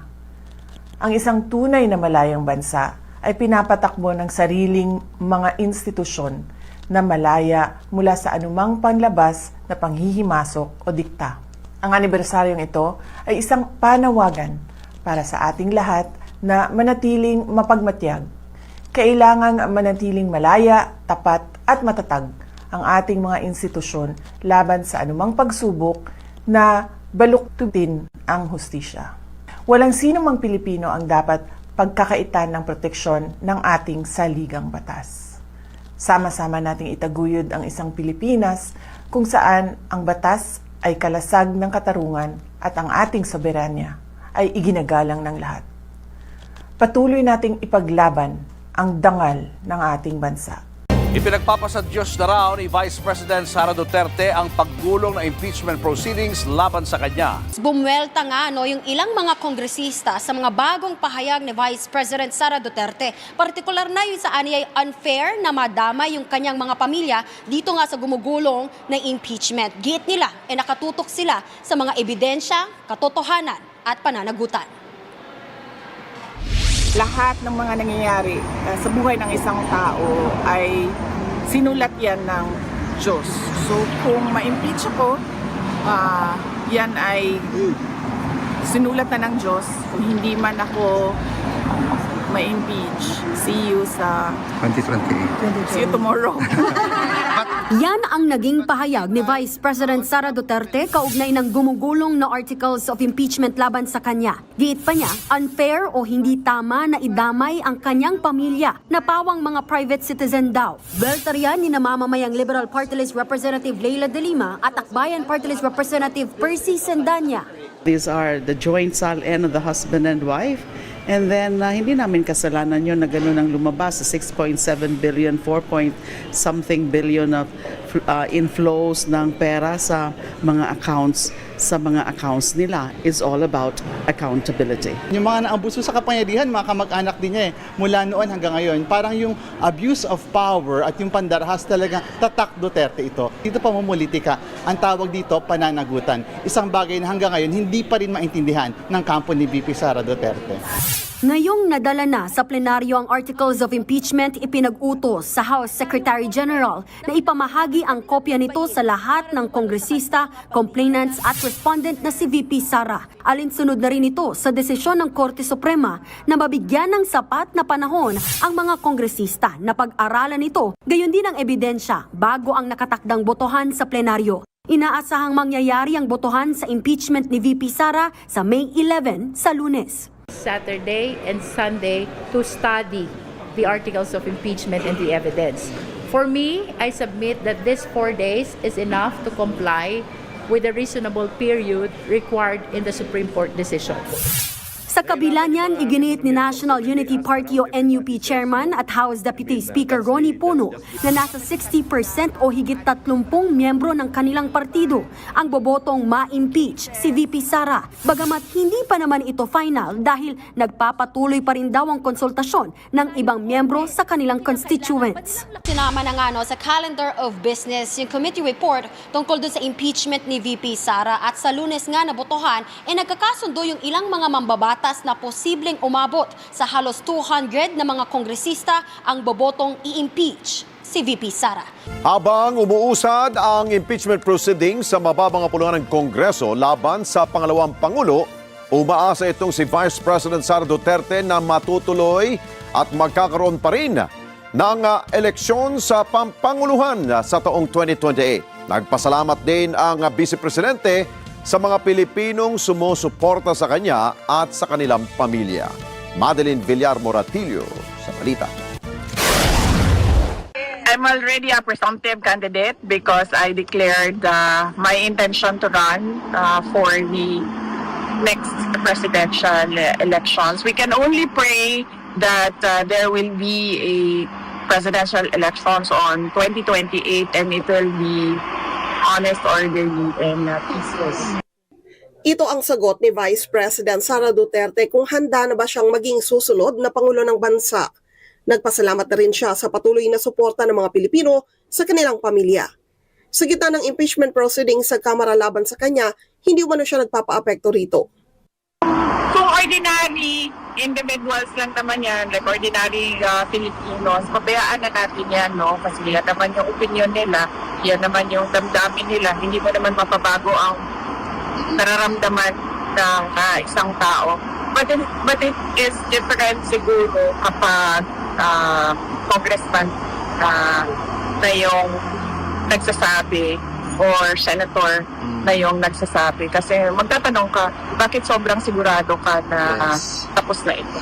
Kahapon, unanimous ang naging boto ng House Committee on Justice sa impeachment report. Dahil rito, ang sunod ay ang pagtalakay na rito sa plenaryo ng Kamara. Sabi ni Bicol Saro Party List Representative Terry Ridon, kumpiyansa silang makakakuha ng kinakailangang 106 na boto o 1/3 ng mga miyembro. Na yung makakomment sa kanyang mga nalalaman kasi hindi ko alam kung ano yung alam niya. Nasa The Hague ulit si VP Sara para bumisita. Sama na si dating Pangulong Rodrigo Duterte. He looks well, he looks healthy, and wala naman siyang mga problema.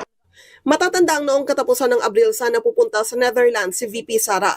Pero dahil sa late na umanong na ilabas ang kanyang travel authority, ipinagpaliban ito at ngayong Mayo na lang siya nagpunta roon. VP Inday, the burning question is, how's the former President Rodrigo Roa Duterte? He's okay. Very chatty today, mainly about politics. At least siguro mga 95% of the conversation was about politics. And then nagsabi siya na ang mensahe niya ay mahal niya ang Pilipinas, mahal niya kayo. Yes. Thank you, ma'am. Ma'am, a little bit of politics lang, ma'am, na question. What is your reaction to the statement of individuals, particularly those detractors, ma'am, no, involving all of your families sa impeachment complaint hurled against you? Well, I think it's unfair dahil hindi naman sila Vice President and hindi naman sila ini-impeach. And tulad ng mga asawa at mga anak din ng mga congressman, they have the right to privacy, being ordinary individuals and private citizens. VP Inday, what is your opinion doon sa mga really brave na congressman natin katulad kay Congressman Leviste at Congressman Miao Barzaga na they are very vocal and unapologetically blunt and direct sa kanilang mga statements, ma'am, about the current government? Well, pareho kami. Pareho tayong lahat ng nararamdaman tulad ng mga nararamdaman nila. At we applaud their courage to speak up kahit na alam nila na babalikan sila ng administrasyon kung hindi man in cases, posibleng mga threats or mga iba pang pananakot. VP, a lot of Filipinos are saying that there's a lot of mind conditioning right now being put on different social media platforms to confuse the Filipinos about your hard work as a government official, ma'am. What is your message to those who are trying to paint you black in the Filipinos' point of view? Okay, unang-una kasi sa politika, ganyan talaga yan, no? Lalo pati sa run-up to the 2028 presidential elections na alam naman natin na lahat na sabi ko nga presumptive candidate na ako. And ang politika ay madumi talaga yan. Sabi nga ni PRD noon, paulit-ulit yan sa Davao City. Sabi niya, ang style ng karamihan o maraming mga politiko ay you paint your enemy black so that you appear white. So that pag mukha siyang madumi, mukha kang malinis kahit hindi naman totoo ikaw na malinis, no? So yan yun, una, madumi talaga ang politika. Pangalawa, kailangan maging matuto mag-discern ang mga Pilipino sa mga nakikita nila sa social media, particularly because pwedeng ma-manipulate ang information na lumalabas sa social media. tulad na nga ng mga troll farms na naririnig ninyo, totoo yun, yung mga troll farms, no, na meron talagang negosyo na gano'n. At meron din talagang negosyo na nagpapalabas ng information, whether true or not, pero yun yung business ng kumpanya, ang magpalabas ng mga information. Ganon nga yung objective niyan, parang magpapalabas sila na, say for example, this is a popular sentiment or this is an unpopular sentiment. Unfortunately, sa social media, kahit libre siya para sa lahat, meron ding mga nagnenegosyo dyan na minamanipulate yung information na lumalabas. Ma'am, alam ba ni PRRD ang mga... Hindi ko sinabi, wag ninyong banggitin sa kanya. Hindi ko binanggit sa kanya ang impeachment at hindi ko binanggit sa kanya ang mga nangyari sa House of Representatives. So, hindi niya alam na merong pangalawang posibleng impeachment na mangyayari. Kasi sa tingin ko, hindi na niya kailangan malaman ang mga ganyan na klase na bad news. Kasi wala din naman yung value sa kanya. Nandoon naman siya sa loob. Ang mangyayari lang doon ay mag-iisip siya. Tapos mag-overthink siya. Siya lang mag-isa. Hindi siya karapat-dapat para sa isang 81-year-old. Dapat ang alam lang niya ay yung mga happy na mga bagay. Lalo pati nag-iisip tayo na baka nga dyan siya bawian ng buhay sa loob, no? Dyan siya mamamatay sa loob ng detention. So dapat yung maaalala niya at naiisip niya ay yung mga masasayang bagay, hindi yung mga kalokohan, korupsyon at abuso ng mga congressman at iba pang politiko kasama na ang administrasyon. VP, were you able to convince PRRD na magpa-physiotherapy today? Hindi mainly kasi politics yung napag-usapan. So, hindi namin napag-usapan yung physiotherapy. Pero, kinamusta ko siya sa pagkain. Sabi ko, masarap na ba yung pagkain? At nagbibigay ba sila ng Filipino dishes? Sabi niya, meron daw mga binibigay na almost taste like Filipino dishes. Kasi sinabi ko sa kanya na right niya yon as a detainee, ang culturally appropriate food. And then he said na, meron naman na parang lasang Filipino dish. And then sabi niya, wag na kayong mag-alala kasi sabi niya, nakain ko na lahat ng gusto kong kainin noon. At sabi ko, nag-serve ba sila ng munggus sa iyo? And then sabi niya, wag mo na isipin yan. Sabi niya, lahat ng munggus, nakain ko na noon. And then he said na, ang hindi ko na lang nakain na munggus ay yung mongoose, the hayop, the animal. Nangangamba si Vice President Sara Duterte sa posibleng malalang epekto para sa mga Pilipino ang patong-patong na suliranin ng Pilipinas na hindi naman masolusyonan ng kasulukuyang administrasyon. Tinukoy ng pangalawang Pangulo ang sobrang taas po ng presyo ng mga produktong petrolyo, ang pagbulusok ng halaga ng piso kontra dolyar at ito pong pagtaas ng inflation rate na pinapasan ng ordinaryo at mahihirap na mga Pilipino. Kaya naman apela ng pangalawang Pangulo sa gobyerno, tulungan ang lahat at iprioridad ang mga nasa baba ng lipunan para maiwasang gumawa ng mga ito ng krimen at karahasan. Kunin natin ang live report ni Madeline Villar Moratin. Sa Alex, ang panawagan nga ni Vice President Sara Duterte ay matulungan ng gobyerno lahat ng sektor, partikular yung mga nasa ibaba ng lipunan sa gitna ng nararanasang krisis dito sa bansa. Nababahala na si Vice President Sara Duterte sa triple whammy na nararanasan anya ng bansa ngayon, epekto ng sobrang taas na presyo ng mga produktong petrolyo, pagsadsad ng halaga ng piso at pagtaas ng inflation. Kung nitong nakaraang magkakasunod na linggo ay nagkaroon ng rollback sa presyo ng langis, muli na naman itong tumaas ngayon. Habang ang inflation mula sa 4.1% noong Marso, halos doble ang itinaas ngayong Abril na pumalo sa 7.2%. Ang palitan naman ng piso kontra dolyar umabot na sa halos 62 pesos. Kaya ang apela ni VP Sara sa gobyerno, tulungan lahat ng mga Pilipinong nasa pinakababa ng lipunan.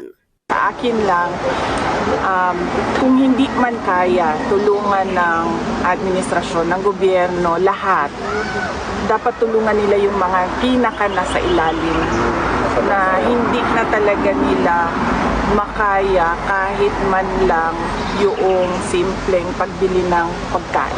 Ang mga ito anya ang dapat na mas prioridad ng gobyerno. Kasi ang problema kasi kapag yung mga wala din silang mapuntahan, wala silang recourse, ang kinakatakutan natin, they will resort to crime and violence na ayaw natin na mangyari. Giit naman ng Malacanang may mga ginagawa ang pamahalaan.